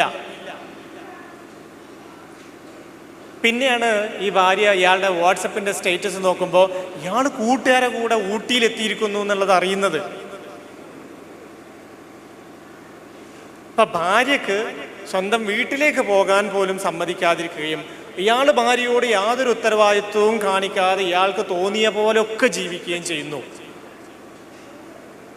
ഭാര്യയുടെ ഫോണ് നിരന്തരം വന്ന് ഇയാൾ പരിശോധിക്കുന്നു. ആരോടാണ് സംസാരിക്കുന്നത്, ആരെയാണ് വിളിക്കുന്നത്, എല്ലാ കാര്യവും നോക്കുന്നു. വീട്ടിൽ CCTV വെച്ചിട്ടുണ്ട്. മുറ്റത്തൊരു കാൽപെരുമാറ്റം കണ്ടാൽ പോലും ഇത് ഇയാളുടെ ഫോണിൽ കാണാൻ പറ്റുന്നു. എന്നിട്ട് ചോദിക്കുന്നു, അവിടെ മറ്റോൻ എന്തിനു വന്നതാ, ഓൻ എന്താ വന്നിട്ട് പറഞ്ഞത് ചോദിച്ചത്.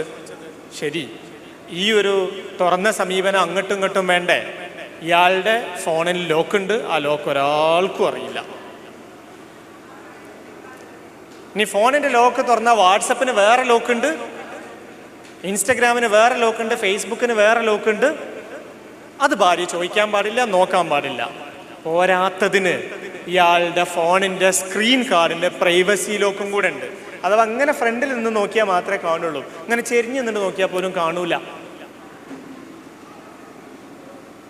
ചെറുപ്പക്കാരായ ആൾക്കാരോട് ഞാൻ ചോദിക്കാം, നിങ്ങളിൽ എത്ര പേർക്ക് നിങ്ങളുടെ ഫോണ് അൺലോക്ക് ചെയ്തിട്ട് ഒരു ദിവസം വീട്ടിൽ വെച്ചിട്ട് പോരാൻ ധൈര്യമുള്ള എത്ര ആൾക്കാരുണ്ട്? ഇവിടെ കൈപൊക്കുന്ന ആൾക്കാരൊക്കെ മുതിർന്നവരാണ്. മാത്രമല്ല, അങ്ങനെ കുറച്ച് ആൾക്കാർ കൈപൊക്കുന്നുണ്ട് എന്നുള്ളത് എനിക്ക് വളരെയധികം സന്തോഷമുണ്ട്. എന്നാൽ ഭൂരിപക്ഷത്തിനും ആ ധൈര്യം ഉണ്ടാവില്ല എന്നുള്ളതാണ് വാസ്തവം. ഈ ധൈര്യമില്ലാത്തവന്മാരാണ് സ്വന്തം ഭാര്യയുടെ ഫോണ് നിരന്തരം ചെക്ക് ചെയ്തുകൊണ്ടിരിക്കുന്നത്. എന്നിട്ട് ഭാര്യ ആരോട് സംസാരിക്കണം, ആരോട് സംസാരിക്കരുത് എന്നുള്ളതിനെയൊക്കെ നിയന്ത്രിക്കാൻ ഉപയോഗിക്കുന്ന ടൂൾ ഏതാണെന്നറിയോ? പരിശുദ്ധ ഇസ്ലാമാണ്. ഇസ്ലാമിൻ്റെ വിധികളാണ് ഉപയോഗിക്കുന്നത്. ഭാര്യ പുറത്തിറങ്ങുമ്പോൾ എങ്ങനെ വസ്ത്രം ധരിക്കണം എന്നുള്ളതിൽ നിർബന്ധം പിടിക്കുന്നു. പക്ഷെ ഇവൻ ആരുടെയൊക്കെ മുഖത്ത് നോക്കുന്നുണ്ട് എന്നുള്ളതിൽ എന്തെങ്കിലും നിർബന്ധമുണ്ടോ? ഒരു നിർബന്ധവുമില്ല. ഭാര്യമാരെ നിയന്ത്രിക്കാനുള്ള ഒരു അവകാശവും ഒരു ഉപകരണവുമായിട്ട് ഇസ്ലാമിനെ ഉപയോഗിക്കുന്ന കുടുംബ ബന്ധങ്ങളാണ് ഇവിടെ ഭൂരിപക്ഷം ഉള്ളത്.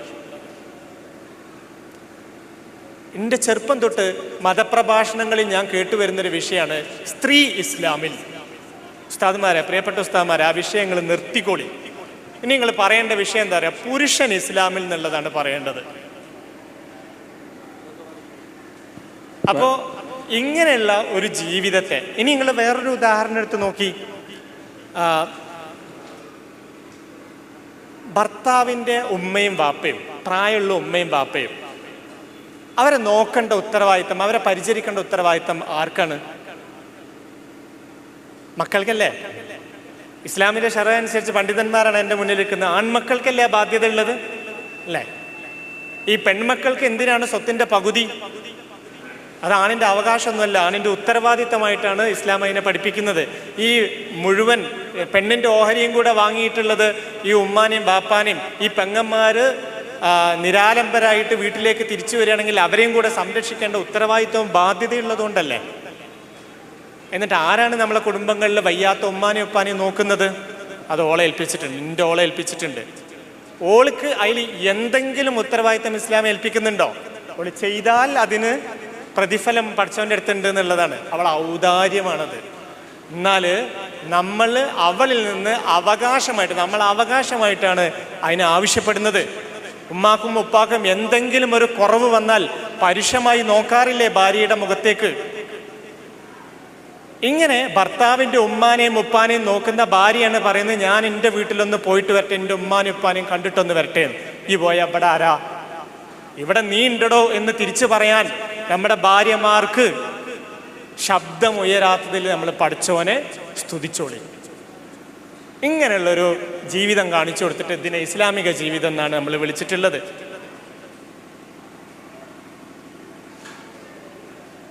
ഇനി നിങ്ങൾ നോക്ക്, ഒരു സഹോദരി, ഒരു പെങ്ങള് തലാഖായി, അല്ലെങ്കിൽ ഭർത്താവ് മരിച്ചു, വേറെ സാമ്പത്തികമായോ ജീവിക്കാനുള്ള മറ്റ് ആശ്രയങ്ങളോ ഇല്ലാതെ അവൾ കുടുംബത്തിലേക്ക് വന്നു കഴിഞ്ഞാൽ അവളെ എത്രത്തോളം തുറന്ന മനസ്സോടുകൂടി ആങ്ങളമാരെ ഏറ്റെടുക്കും? ബാധ്യത പോലെ അങ്ങോട്ടും ഇങ്ങോട്ടും തട്ടിക്കളിക്കൂലേ? മറ്റൊന്ന് ആലോചിച്ച് നോക്കി, നമ്മളെ നാട്ടിലുള്ള വ്യവസ്ഥിതിയാണ്. 4 മക്കളുണ്ടെന്നുണ്ടെങ്കിൽ പ്രായമുള്ള ഉമ്മാനെ ഉപ്പാനെ നോക്കേണ്ട ഉത്തരവാദിത്തം ആർക്കാണ്? അത് ഏറ്റവും ഇളയ മോനാണ്. അങ്ങനൊരു നിയമം ഇസ്ലാമിലുണ്ടോ? ഇളയ മോനെ ഏൽപ്പിച്ചു കൊടുത്തിട്ട് ബാക്കിയുള്ളവരൊക്കെ കൈകെട്ടിയിട്ട് ഇങ്ങനെ നോക്കിക്കും. ശരി, ഇളയ മോൻ ചിലപ്പം അതിനൊരു ബാധ്യതയായി കാണാതെ അതിനൊരു അനുഗ്രഹമായി കണ്ടു നോക്കുന്നുണ്ടാവും. മോനും മോൻ്റെ ഭാര്യയും രാത്രി ഉറക്കമൊഴിച്ച് ചിലപ്പം ഈ ഉപ്പാക്കും ഉമ്മാക്കും വേണ്ട സേവനങ്ങളൊക്കെ ചെയ്യുന്നുണ്ടാകും. അങ്ങനെ വൈകുന്നേരം 4 മണി നേരത്ത് മൂത്തക്കാക്കാൻ്റെ ഭാര്യ അല്ലെങ്കിൽ ഒരു പെങ്ങൾ ഇങ്ങനെ കയറി വരും. എന്നിട്ട് ചോദിക്കും, നിങ്ങൾക്ക് ചായ ഒന്നും കിട്ടിയില്ലേ? ഇവരിങ്ങൾക്ക് ചോറൊന്നും തന്നിയില്ലേ? ഇവിടെ എന്തെങ്കിലും കുഴപ്പങ്ങളുണ്ടോ, പരിമിതികളുണ്ടോ നോക്കാൻ വരുന്ന സൂപ്പർവൈസേഴ്സാണ്, ഇൻസ്ട്രക്ടർമാരാണ് കുടുംബത്തിലുള്ള ബാക്കിയുള്ളവരൊക്കെ. ഇതിനൊക്കെ നമ്മൾ വിളിക്കണ പേര് ഇസ്ലാം എന്നാണ്.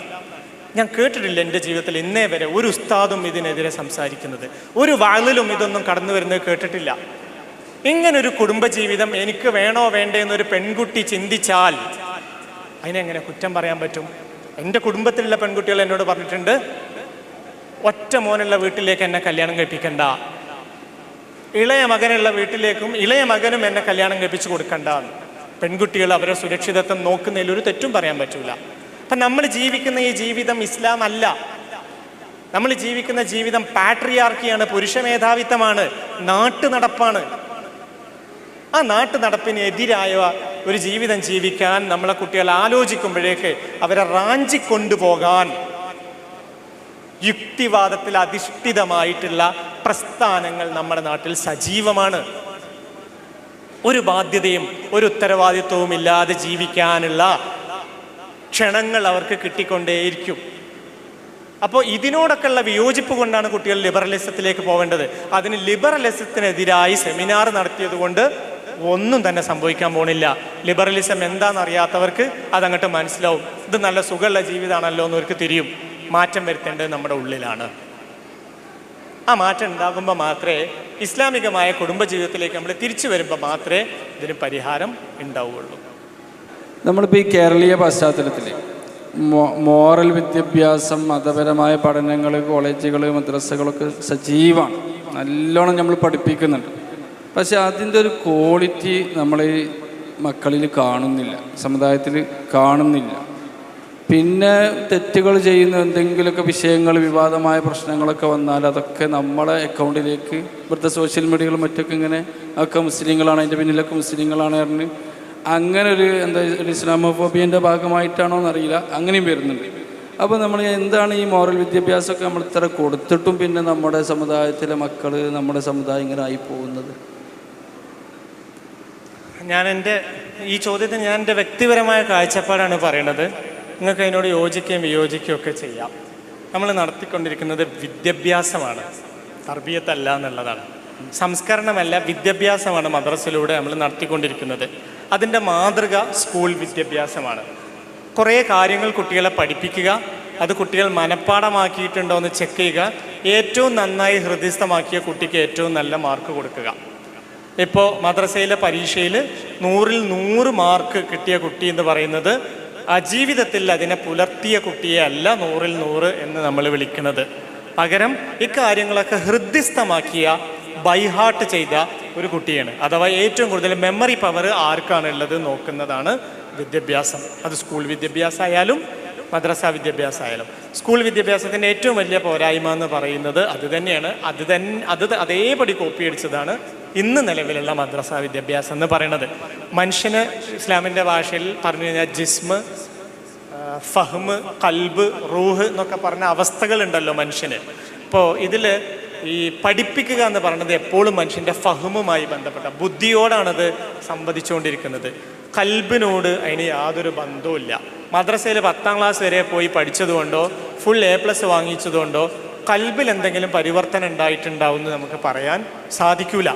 ഇത് ജീവിതത്തിൽ പുലർത്താനുള്ള കുറേ കാര്യങ്ങൾ കുട്ടി മനസ്സിലാക്കിയിട്ടുണ്ട് എന്നുള്ളതിൻ്റെ ഒരു ഉറപ്പ് വരുത്താനാണ് മദ്രസ നമുക്ക് ഗുണം ചെയ്യുക.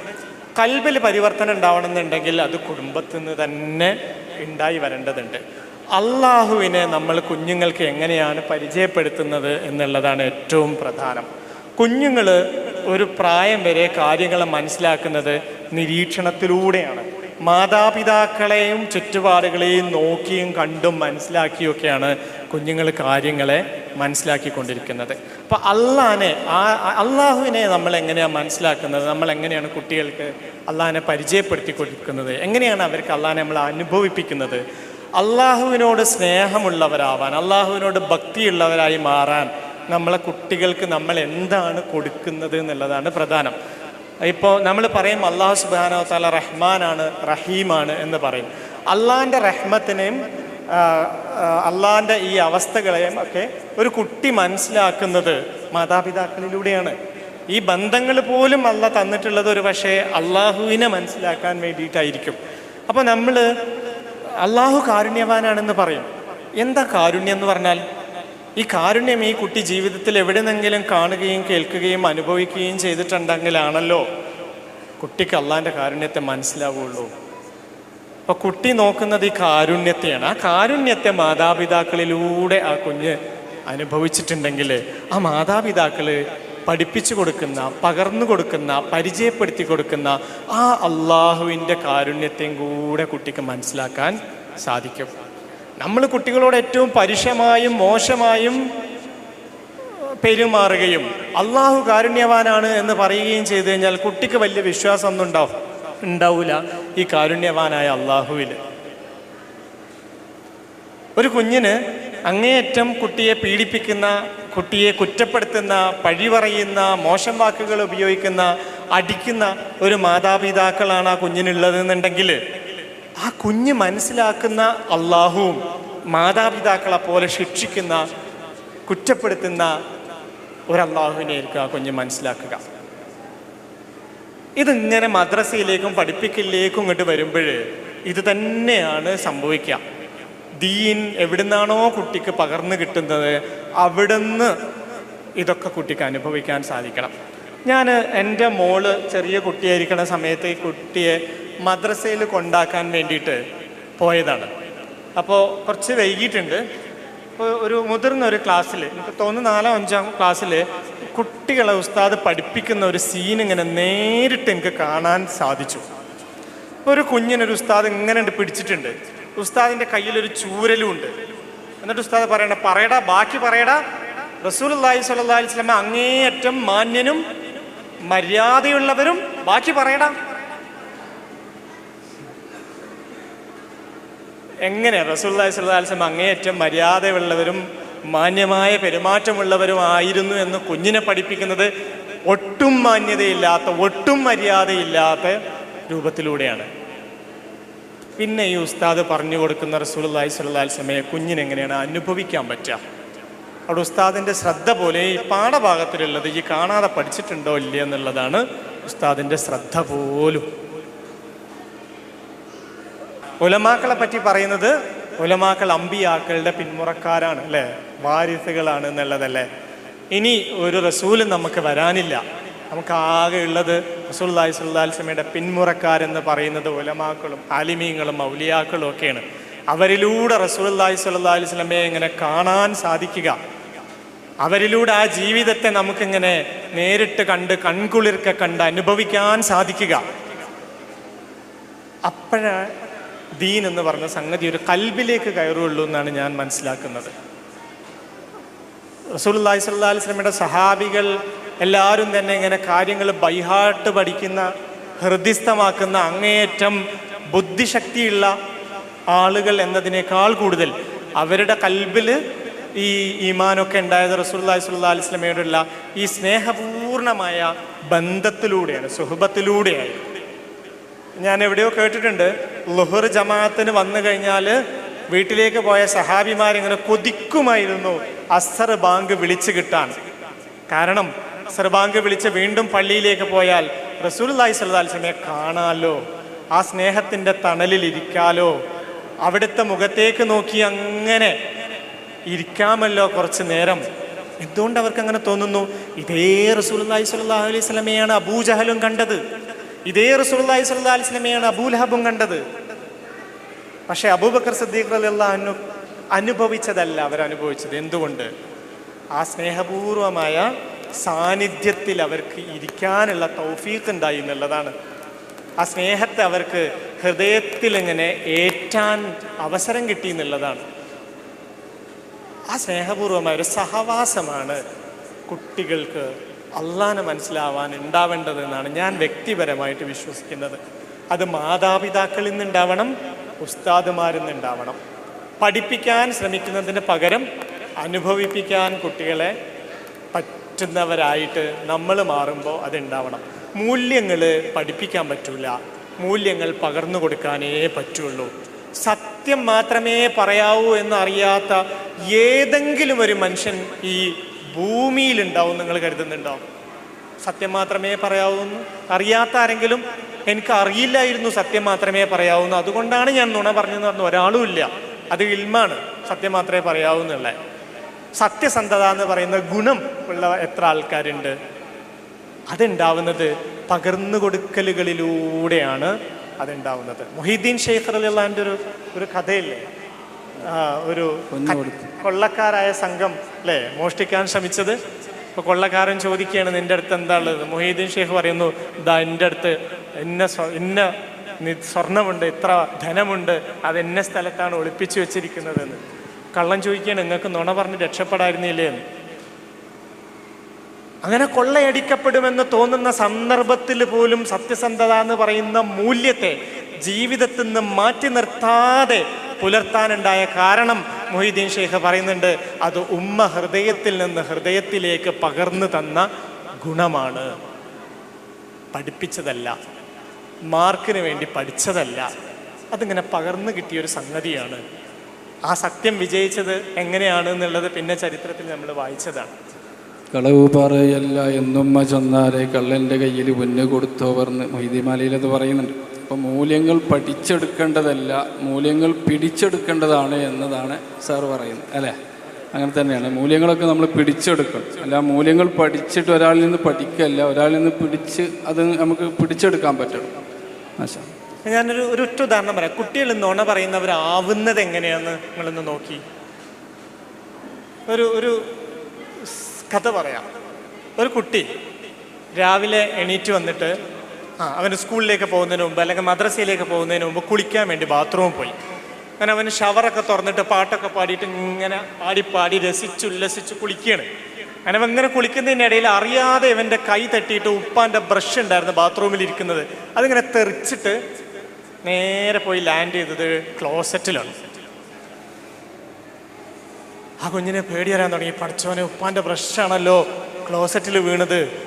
അത് ക്ലോസറ്റിൽ വീണെന്നെങ്ങാനും ഉപ്പ അറിഞ്ഞു കഴിഞ്ഞാൽ എന്തായിരിക്കും ഇവിടെ ഉണ്ടാവാൻ പോണ പുകില്. ഓൻ ഈ പേടിയും വെപ്രാളം ഉണ്ടെന്നുണ്ടെങ്കിൽ ഓൻ എന്താ ചെയ്യുക? മെല്ലെ ആ ബ്രഷ് എടുത്തിട്ട് അതിന്മേ ലേശം വെള്ളം ഒഴിച്ചിട്ട് അതുപോലെ അവിടെ വെക്കും. പാവം ഉപ്പ പിറ്റേന്ന് രാവിലെ വന്നിട്ട് ഈ ക്ലോസറ്റിൽ വീണ ബ്രഷ് എടുത്തിട്ട് പല്ല് ഇങ്ങനെ തേക്കൂലേ. എന്തുകൊണ്ടായി കുട്ടി വന്നിട്ട് ഈ സത്യം, ഈ വീഴ്ച, ഈ അബദ്ധം, മിസ്റ്റേക്ക് ഉപ്പാൻ്റെ അടുത്ത് വന്നിട്ട് പറയാത്തത് എന്തുകൊണ്ടാ? സത്യം പറഞ്ഞാലേ ഇവിടെ ഭയങ്കര പ്രശ്നമാണ്, പരിണതി ഉണ്ടാവും, അതിന് കോൺസിക്വൻസ് ഉണ്ടാവും, അതിന് ശിക്ഷ ഉണ്ടാവും. നുണ പറഞ്ഞാൽ നല്ല സുഖമാണ്, കേച്ചിലാവാം. പിന്നെ എങ്ങനെ മനുഷ്യര് സത്യം പറയാ? മക്കൾ സത്യസന്ധതയുള്ളവരാവാനുള്ള ഏറ്റവും വലിയ ക്വാളിറ്റി നമ്മളെ കുടുംബജീവിതത്തിൽ ഉണ്ടാവേണ്ടത് അവർക്ക് മിസ്റ്റേക്ക് പറ്റിയാൽ നമ്മളോട് വന്ന് പറയാനുള്ള സ്വാതന്ത്ര്യം, അതിന് നമ്മളെ സമീപിക്കാനുള്ള അവസരം ഉണ്ടാവണം. നമ്മളല്ലെങ്കിൽ പിന്നെ ആരാണ് ഈ ഭൂമുഖത്ത് അവരോട് ക്ഷമിക്കുക? ഒന്ന് ആലോചിച്ച് നോക്കൂ. നമ്മളൊക്കെ ഇത്ര ഇജ്ജത്തിലും അഭിമാനത്തിലും ഇരിക്കുന്നത് നമ്മളൊക്കെ നമ്മളെ ജീവിതത്തിൽ ചെയ്ത മഹാനന്മകളുടെ ഫള് കൊണ്ടാണോ? പടച്ചവൻ്റെ അത്യുദാരമായ അഫ്വ് കൊണ്ടും മാപ്പാക്കൽ കൊണ്ടും ക്ഷമ കൊണ്ടും മാത്രമല്ലേ നമ്മൾ ഓരോരുത്തരും ഇത്രയും അന്തസ്സോടുകൂടി ജീവിച്ചുകൊണ്ടിരിക്കുന്നത്? അത്ര കാരുണ്യമുള്ളവനാണ് നമ്മളെ റബ്ബ് എന്നുള്ളത് കൊണ്ടല്ലേ അവൻ നമ്മളെ എവിടെയും നാണം കെടുത്താത്തത്. അങ്ങനെ ഓരോ നിമിഷവും പടച്ച തമ്പുരാൻ നമ്മളോട് ക്ഷമിക്കുന്നുണ്ടെങ്കിൽ ആ റബ്ബിനെയല്ലേ നമ്മളിലൂടെ കുട്ടികൾക്ക് അനുഭവിക്കാൻ സാധിക്കേണ്ടത്. പടച്ചോൻ ക്ഷമിക്കുന്നു. പടച്ചോൻ നമ്മളോട് ആവശ്യപ്പെട്ടത് നമ്മളോടും ക്ഷമിക്കാനാണ്, നമ്മളോടും വിട്ടുകൊടുക്കാനാണ്, നമ്മളോടും മാപ്പാക്കാനാണ്. ഇതുതന്നെയാണ് കുടുംബജീവിതത്തിൽ വേണ്ടത്. എൻ്റെ ഭാര്യ നല്ല പെർഫെക്റ്റായ ഭാര്യയായിരിക്കണം, എൻ്റെ ഭർത്താവ് നല്ല പെർഫെക്റ്റായ ഭർത്താവായിരിക്കണമെന്ന് ഒരിക്കലും ആഗ്രഹിക്കാതിരിക്കുക എന്നുള്ളതാണ് ഒരു നല്ല ഭാര്യയും ഭർത്താവും ആകാനുള്ള ഏറ്റവും നല്ല യോഗ്യത. മനുഷ്യരൊക്കെ വീഴ്ചകളുള്ളവരാണ്. മനുഷ്യരെ അങ്ങനെയാണ് പടച്ചവൻ സൃഷ്ടിച്ചിട്ടുള്ളത്. അത്ര ദുർബലരായിട്ടാണ് സൃഷ്ടിച്ചിട്ടുള്ളത്. അങ്ങനെ ഈ ദൗർബല്യങ്ങളോടെ സൃഷ്ടിച്ച റബ്ബ് തന്നെ മനുഷ്യരോട് ആവശ്യപ്പെട്ടിരിക്കുന്നത് ക്ഷമിച്ചേക്കൂ, പൊറുത്തേക്കൂ എന്നാണ്. യൂസുഫ് അലൈഹിസ്സലാമിൻ്റെ കഥ പഠിച്ചവരല്ലേ നമ്മളൊക്കെ? സഹോദരന്മാർ മുഴുവനും യൂസുഫ് അലൈഹിസ്സലാമിനെ വധിക്കാൻ ശ്രമിച്ചു, കൊല്ലാൻ ശ്രമിച്ചു, പിതാവിൽ നിന്ന് അകറ്റി പൊട്ടക്കിണറ്റിലിട്ടു. ആ യൂസുഫ് അലൈഹിസ്സലാം പൊട്ടക്കിണറ്റിൽ നിന്ന്, കുപ്പത്തൊട്ടിയിൽ നിന്ന് രാജ്യത്തിൻ്റെ അധിപനായി വാഴുന്ന ഒരു ദിവസം വരികയാണ്. അന്ന് കൊണ്ടുപോയി വലിച്ചെറിഞ്ഞ സഹോദരന്മാർ അറിഞ്ഞിട്ടില്ല ഈ മിസ്റിൻ്റെ രാജാവായിരിക്കുന്നത് തങ്ങളന്ന് ഉപേക്ഷിച്ച, തങ്ങളന്ന് ഒഴിവാക്കിയ തങ്ങളുടെ സഹോദരനാണെന്ന്. പക്ഷെ യൂസുഫ് അലൈഹിസ്സലാമിന് അറിയാമായിരുന്നു ഈ വന്നത് മുഴുവനും തൻ്റെ സഹോദരന്മാരാണെന്ന്. പ്രതികാരം ചെയ്തോ? ക്ഷമിച്ചില്ല അവരോട്. പഴയൊരു കുപ്പായം കൊണ്ടുകൊടുത്തില്ലേ ഉപ്പാക്ക് കൊടുക്കാൻ പറഞ്ഞിട്ട്? ഈ സഹോദരന്മാരുടെ കയ്യിൽ തന്നെയല്ലേ ഏൽപ്പിച്ചത്? അങ്ങനെ കുടുംബം മൊത്തം തിരിച്ചു വരികയും അവരൊക്കെ ഇസ്സത്തോടുകൂടി ജീവിക്കുകയും ചെയ്തത് യൂസുഫ് അലൈഹിസ്സലാമിൻ്റെ കാരുണ്യം കൊണ്ടല്ലേ? എന്തിനാ ഖുർആനിൽ അല്ലാഹു സുബ്ഹാനഹു വ തആല ഇങ്ങനെയുള്ള കഥകൾ പറയുന്നത്? പ്രിയപ്പെട്ടവരോട് ക്ഷമിക്കുക. ഞാൻ എവിടെയോ കേട്ടിട്ടുണ്ട് യൂസുഫ് അലൈഹിസ്സലാമിനൊരു മകനുണ്ടായിരുന്നു അത്ര. അറബി ഗ്രന്ഥങ്ങളിൽ ആ മകന് ഉള്ള പേര് ഞാൻ മറന്നുപോയി. ബൈബിളിലെ ആ മകൻ്റെ പേര് മനസ്സഹ് എന്നാണ്, മീഷ. അറബി കിതാബുകളിൽ മീഷ എന്ന് പറഞ്ഞൊരു മകൻ ഉണ്ടായിരുന്നെന്നും ഹീബ്രു ബൈബിളിലെ മനസ്സഹ് എന്നാണ് ആ മകൻ്റെ പേരെന്നും കാണുന്നുണ്ട്. ഈ മനസ്സഹ് എന്ന വാക്കിൻ്റെ ഹീബ്രുവിലുള്ള അർത്ഥം നീ പൊറുക്കണം, നീ മറക്കണം എന്നാണ് അത്രേ. അങ്ങനെ മറക്കാൻ സാധിക്കുക എന്നുള്ളത് പടച്ച റബ്ബിൻ്റെ സവിശേഷതയാണ്.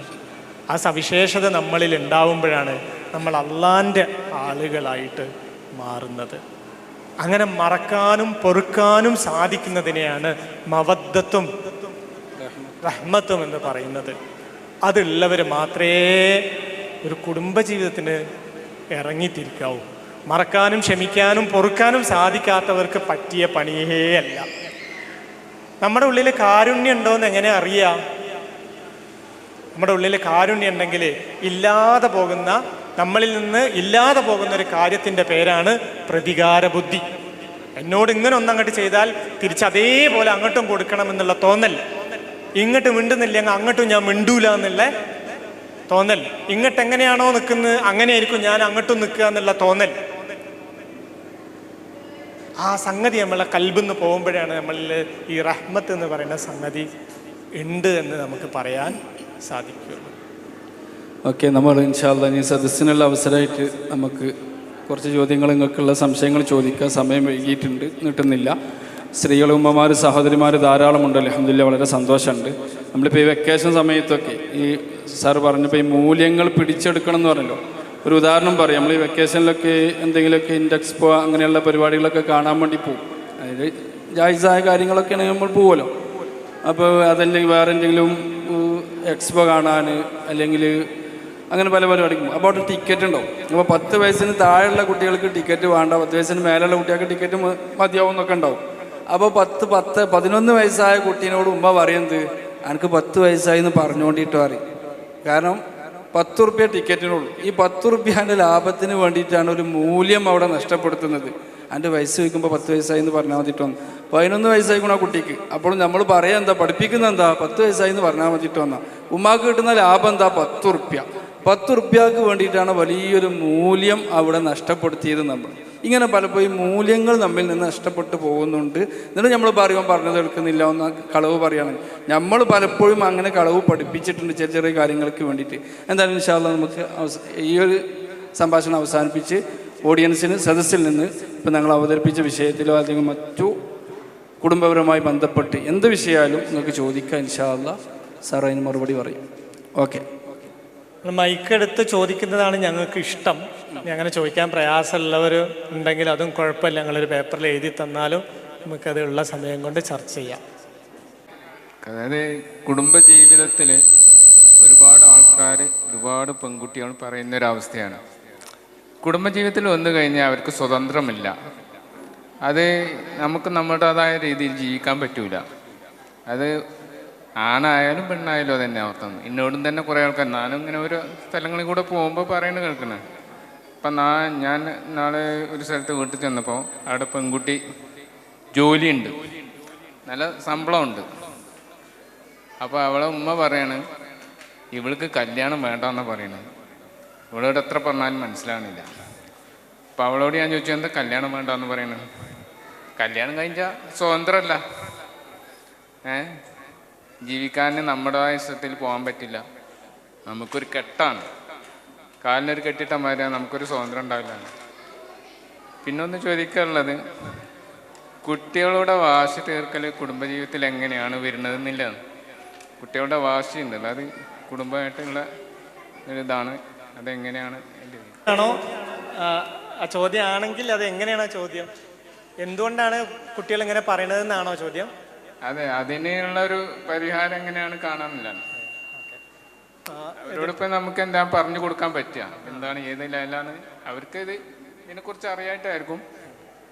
അപ്പോൾ അവരിപ്പോൾ നമുക്ക് ഇനി സംസാരിക്കണം, അവരുടെ ചോദ്യത്തിന് എന്താണ് മറുപടി നമ്മൾ പറയാം, എന്താ അവരോട് പറയേണ്ടതെന്നല്ലേ? എനിക്കറിയില്ല, ഞാൻ എന്തെങ്കിലും പറഞ്ഞു തന്നിട്ട് അത് പോയി അവരോട് പറഞ്ഞാൽ അവർ നേരാവുമെന്ന് എനിക്ക് വലിയ ഉറപ്പൊന്നുമില്ല. കാര്യം എന്താണെന്നറിയോ നിങ്ങൾക്ക്? ഒന്ന് നമ്മൾ മനസ്സിലാക്കേണ്ടത്, മുസ്ലിമായി ജീവിക്കുമ്പോൾ ഒരാൾക്ക് ദുനിയാവിൽ പൂർണ്ണമായ സ്വാതന്ത്ര്യം ഇല്ല എന്നുള്ളതാണ് വസ്തുത. അത് ആണിനാണെങ്കിലും പെണ്ണിനാണെങ്കിലും ആ സ്വാതന്ത്ര്യമൊന്നുമില്ല.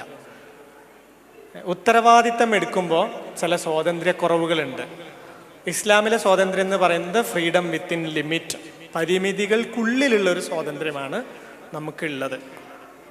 അത് എല്ലാ സ്ത്രീ പുരുഷന്മാരും മനസ്സിലാക്കിയിരിക്കേണ്ടതാണ്. ഇസ്ലാമിൽ ആണിന് ചില ഉത്തരവാദിത്തങ്ങളുണ്ട്, പെണ്ണിന് ചില ഉത്തരവാദിത്തങ്ങളുണ്ട്. ആ ഉത്തരവാദിത്തങ്ങൾക്ക് അപ്പുറത്തേക്ക് പോകാനുള്ള ഒരു സ്വാതന്ത്ര്യം ഒരാൾക്കില്ല. ഉദാഹരണം, നമ്മൾ വിവാഹം ചെയ്തിട്ടുണ്ട്.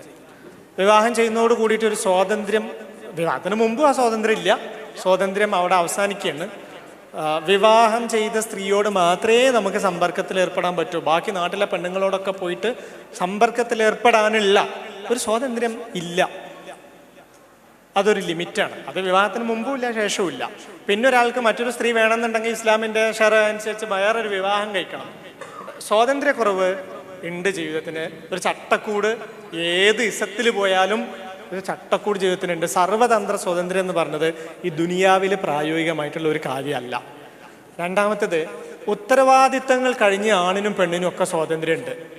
ഒരു ഉദാഹരണം പറയാം, ആണിന് ഒരു കുടുംബത്തിൻ്റെ സാമ്പത്തികമായ ഒരു ഉത്തരവാദിത്തം ഏറ്റെടുക്കേണ്ടത് ആണിൻ്റെ ഉത്തരവാദിത്തത്തിൽ പെടുന്നതാണ് ഇസ്ലാം അനുസരിച്ച്, അല്ലേ? കുടുംബത്തിൻ്റെ സാമ്പത്തികമായ ഉത്തരവാദിത്തം, കുടുംബത്തിൻ്റെ ലീഡർഷിപ്പ്, ഇതൊക്കെ ഏറ്റെടുക്കേണ്ട ആണിൻ്റെ ഉത്തരവാദിത്തമാണ്. പക്ഷെ പെണ്ണിനെ സംബന്ധിച്ചിടത്തോളം കുടുംബത്തിൻ്റെ ചെലവ് നോക്കേണ്ട യാതൊരു ഉത്തരവാദിത്വവും ഇല്ല. അവർക്ക് അവിടെ ഒരു സ്വാതന്ത്ര്യം ഉണ്ട്. അവളെ കയ്യിൽ ഒരു 10 ലക്ഷം രൂപ ഉണ്ട്. ആ 10 ലക്ഷം രൂപ എന്തിന് ചെലവഴിക്കണം എന്നുള്ള കർത്തൃത്വം അവൾക്കുണ്ട്. നേരെ മറിച്ച് ആണിൻ്റെ കയ്യിൽ ഒരു 10 ലക്ഷം രൂപ ഉണ്ട്. ഈ 10 ലക്ഷം രൂപ എൻ്റെ അടുത്തുണ്ടായി, ഞാൻ പൊട്ടടിക്കും, എൻ്റെ കുടുംബത്തിന് ഞാൻ തരൂല എന്ന് പറയാൻ ആണിന് പറ്റൂല.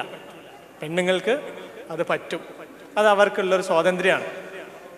അപ്പോൾ ഞാൻ തുടക്കത്തിൽ നമ്മൾ പറഞ്ഞല്ലോ ഫൽഫർ ബിദാത്തിദ്ദീൻ എന്ന് പറഞ്ഞല്ലോ, കുടുംബജീവിതത്തിലെ ആണിൻ്റെ പങ്ക് ഉത്തരവാദിത്തം എന്ത്, പെണ്ണിൻ്റെ ഉത്തരവാദിത്തം എന്ത് എന്നുള്ളത് ഓരോരുത്തരും മനസ്സിലാക്കിയിരിക്കണം.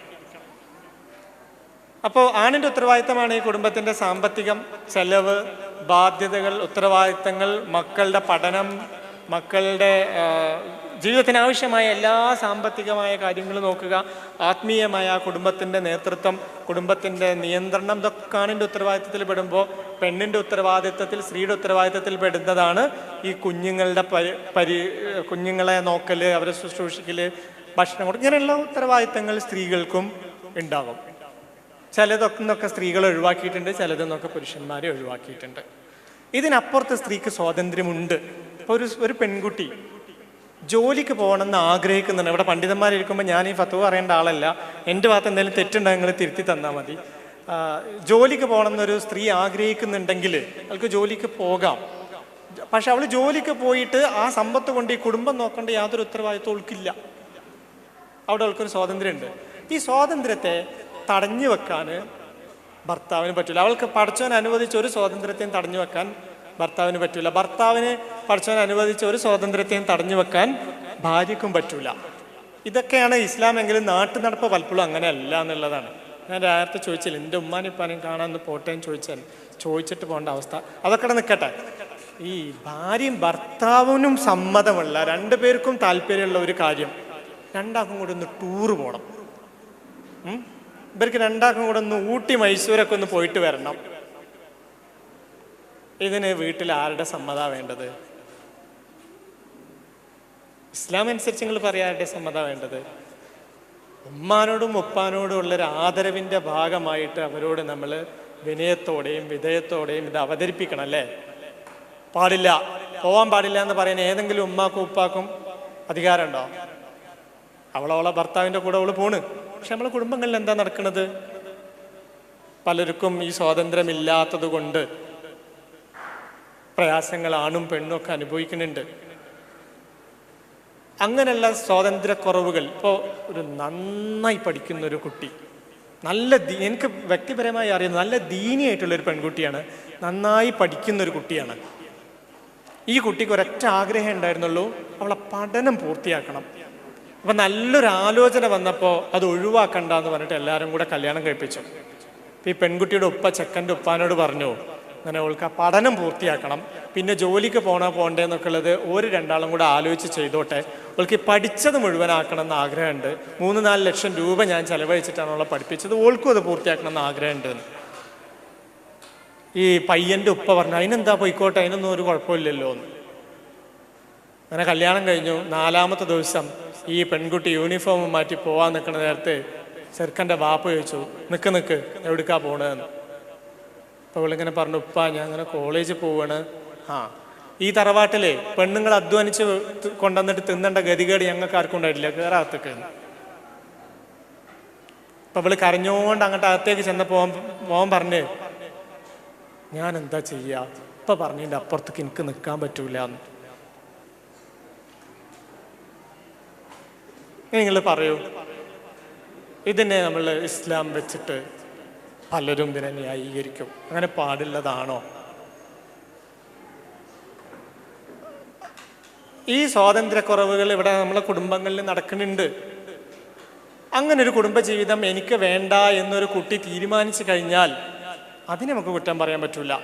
അപ്പം നിങ്ങൾ ആ കുട്ടിയോട് ചോദിക്കേണ്ടത്, എങ്ങനത്തെ കുടുംബജീവിതമാണ് എനിക്ക് വേണ്ടാത്തത് എന്ന് ചോദിച്ചു നോക്കി.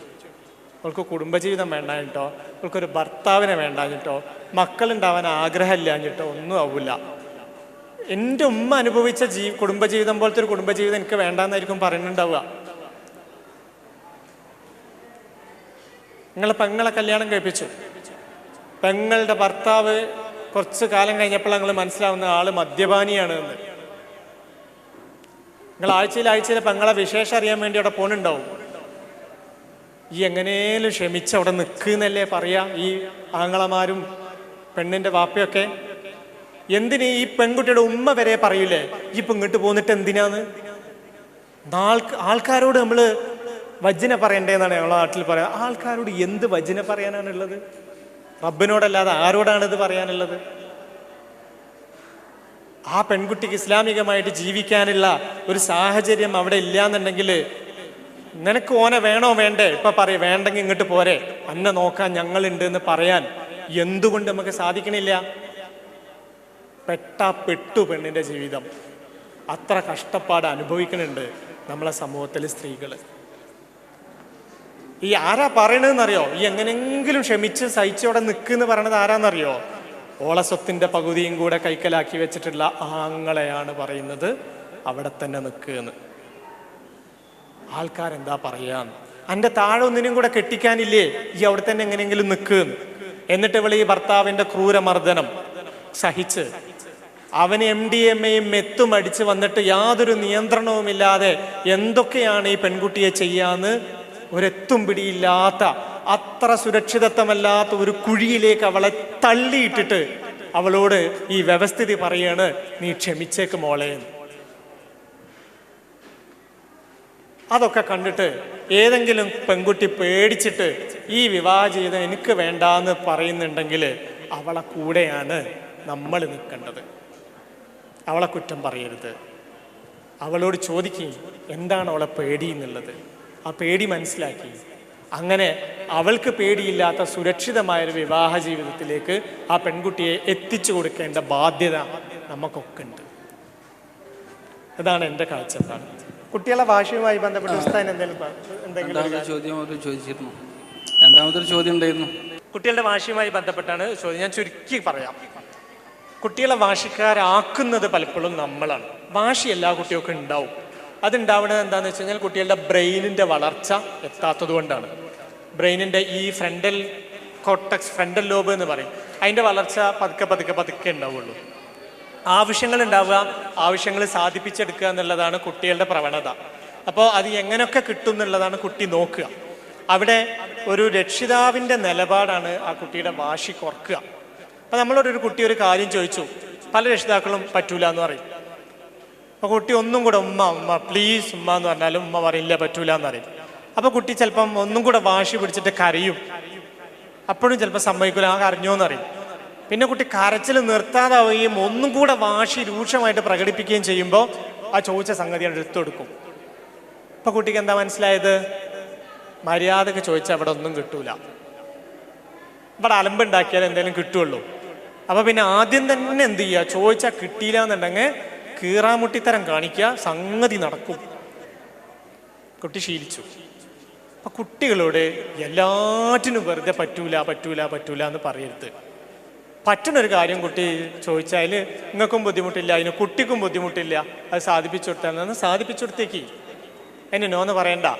പറ്റാത്തൊരു കാര്യം കുട്ടി ചോദിച്ചാൽ അതെങ്ങനെ ചോദിച്ചാലും വാശി പിടിച്ചാലും കരഞ്ഞാലും കച്ചറ ഉണ്ടാക്കിയാലും പറ്റൂല എന്ന് പറഞ്ഞാൽ പറ്റൂല എന്ന് തന്നെ അതിൽ ഉറച്ചു നിന്നാളി. അതിൽ നമ്മൾ കയറ് പൊട്ടണ്ട, അതിൽ നമ്മളാകെ പിടിവിട്ട് നമ്മളും ദേഷ്യം പ്രകടിപ്പിച്ച് നമ്മളും വയലൻ്റ് ആവണ്ട. സമാധാനത്തിൽ നിന്നോളി, ഉറച്ചു നിന്നോളി. പറ്റൂല എന്നുള്ളടത്ത് കുറച്ചു നേരം കരയും, കുറേ നേരം കരയും, ചിലപ്പം അവിടെ നിർത്തും. പക്ഷെ ഇത് ആവർത്തിക്കൂല. കുട്ടിക്ക് മനസ്സിലാവും എൻ്റെ ഉമ്മ എൻ്റെ ഉപ്പ ചെയ്തു തരാമെന്ന് പറഞ്ഞാൽ അതിനർത്ഥം ചെയ്തു തരാമെന്ന് തന്നെയാണ്. ചെയ്തു തരൂല എന്ന് പറഞ്ഞാൽ അതിൻ്റെ അർത്ഥം ചെയ്തു തരൂല എന്നാണ്. വെറുതെ അതിമ കൂടിയിട്ട് കാര്യമില്ല എന്ന് കുട്ടിക്ക് മനസ്സിലാവും. ഈ പക്വതയാണ് നമ്മളിൽ നിന്ന് കുട്ടികൾക്ക് വേണ്ടത്. അതുണ്ടെങ്കിൽ കുട്ടികൾ വാശിക്കാരാവൂല. രണ്ടാമത്തെ ഒരു കാര്യം, ഫോൺ ഉപയോഗം കുട്ടികൾക്ക് കൊടുക്കാതിരിക്കുക എന്നുള്ളതാണ് രണ്ടാമത്തെ കാര്യം. ഇനി കൊടുക്കുന്നുണ്ടെങ്കിൽ കൺട്രോൾഡ് ആയിട്ട് കൊടുക്കുക. ഈ രണ്ട് കാര്യങ്ങൾ, അത് ഞാൻ വിശദീകരിക്കുന്നില്ല എന്തുകൊണ്ട് എന്നുള്ളത്. ഈ രണ്ട് കാര്യങ്ങൾ ശ്രദ്ധിച്ചു കഴിഞ്ഞാൽ തന്നെ കുട്ടികളിൽ വാശി കുറയും. പിന്നെ വാശിയൊക്കെ കുട്ടികളുടെ പ്രകൃതമാണെന്ന് മനസ്സിലാക്കുക. പെർഫെക്റ്റ് കുട്ടീനൊന്നും ആരും പ്രതീക്ഷിക്കാതിരിക്കുക, അങ്ങനെ ഒരു കുട്ടിയൊന്നും ഇല്ല. അതൊക്കെ കുട്ടികളുടെ പ്രകൃതമാണെന്ന് മനസ്സിലാക്കുക, ക്ഷമിക്കുക. ഓക്കെ, ഇൻഷാ അല്ലാഹ് നമ്മൾ സമയം ഒരുപാട് വൈകി. ഇനി ഇവിടെ നമ്മുടെ ജാഫർ അലി മൊയ്ൻ ഉസ്താദിൻ്റെ തിരുമധുരം കുടുംബം പ്രവാചക മാതൃക എന്ന ഒരു വിഷയം കൂടെ ഇവിടെ നടക്കേണ്ടതുണ്ട് ഇൻഷാ അല്ലാഹ്. അപ്പോൾ നമ്മൾ ഇൻഷാ അല്ലാഹ് അവസാനിപ്പിക്കുക. ഇത്രയും അവസാനം വരെ നമ്മളോട് സഹകരിച്ച നല്ല അച്ചടക്കത്തോടു കൂടെ, ചൂടൊക്കെ ഉണ്ട് എന്നാൽ പോലും അതൊക്കെ മറന്ന് നമ്മുടെ ഈ സദസ്സിൻ്റെ ഒരു ഹുർമത്തൊക്കെ മാനിച്ചുകൊണ്ട് തന്നെ A to Z വരെ ഇവിടെ ഇരുന്ന എല്ലാ പ്രേക്ഷകർ നിങ്ങളോടൊക്കെ പ്രത്യേക നന്ദി, കടപ്പാട്, അഗൈതവമായ നന്ദി രേഖപ്പെടുത്തിക്കൊണ്ട് ഈ ഒരു സെഷൻ അല്ലേ വൈൻഡപ്പയില്ലേ ഇൻഷാ അല്ലാഹ് ഇവിടെ അവസാനിപ്പിച്ചതായി അറിയിക്കുന്നു. ഇത്തരമൊരു അവസരം ഇവിടെ തന്ന ഇതിൻ്റെ സംഘാടകരോട് പ്രത്യേക നന്ദിയും കടപ്പാടും അറിയിച്ചുകൊണ്ട് അവസാനിപ്പിക്കുന്നു. വാഖിർ ദവാന അനിൽ ഹംദുലില്ലാഹ്. അസ്സലാമു അലൈക്കും വറഹ്മത്തുള്ളാഹി വബറകാതുഹു.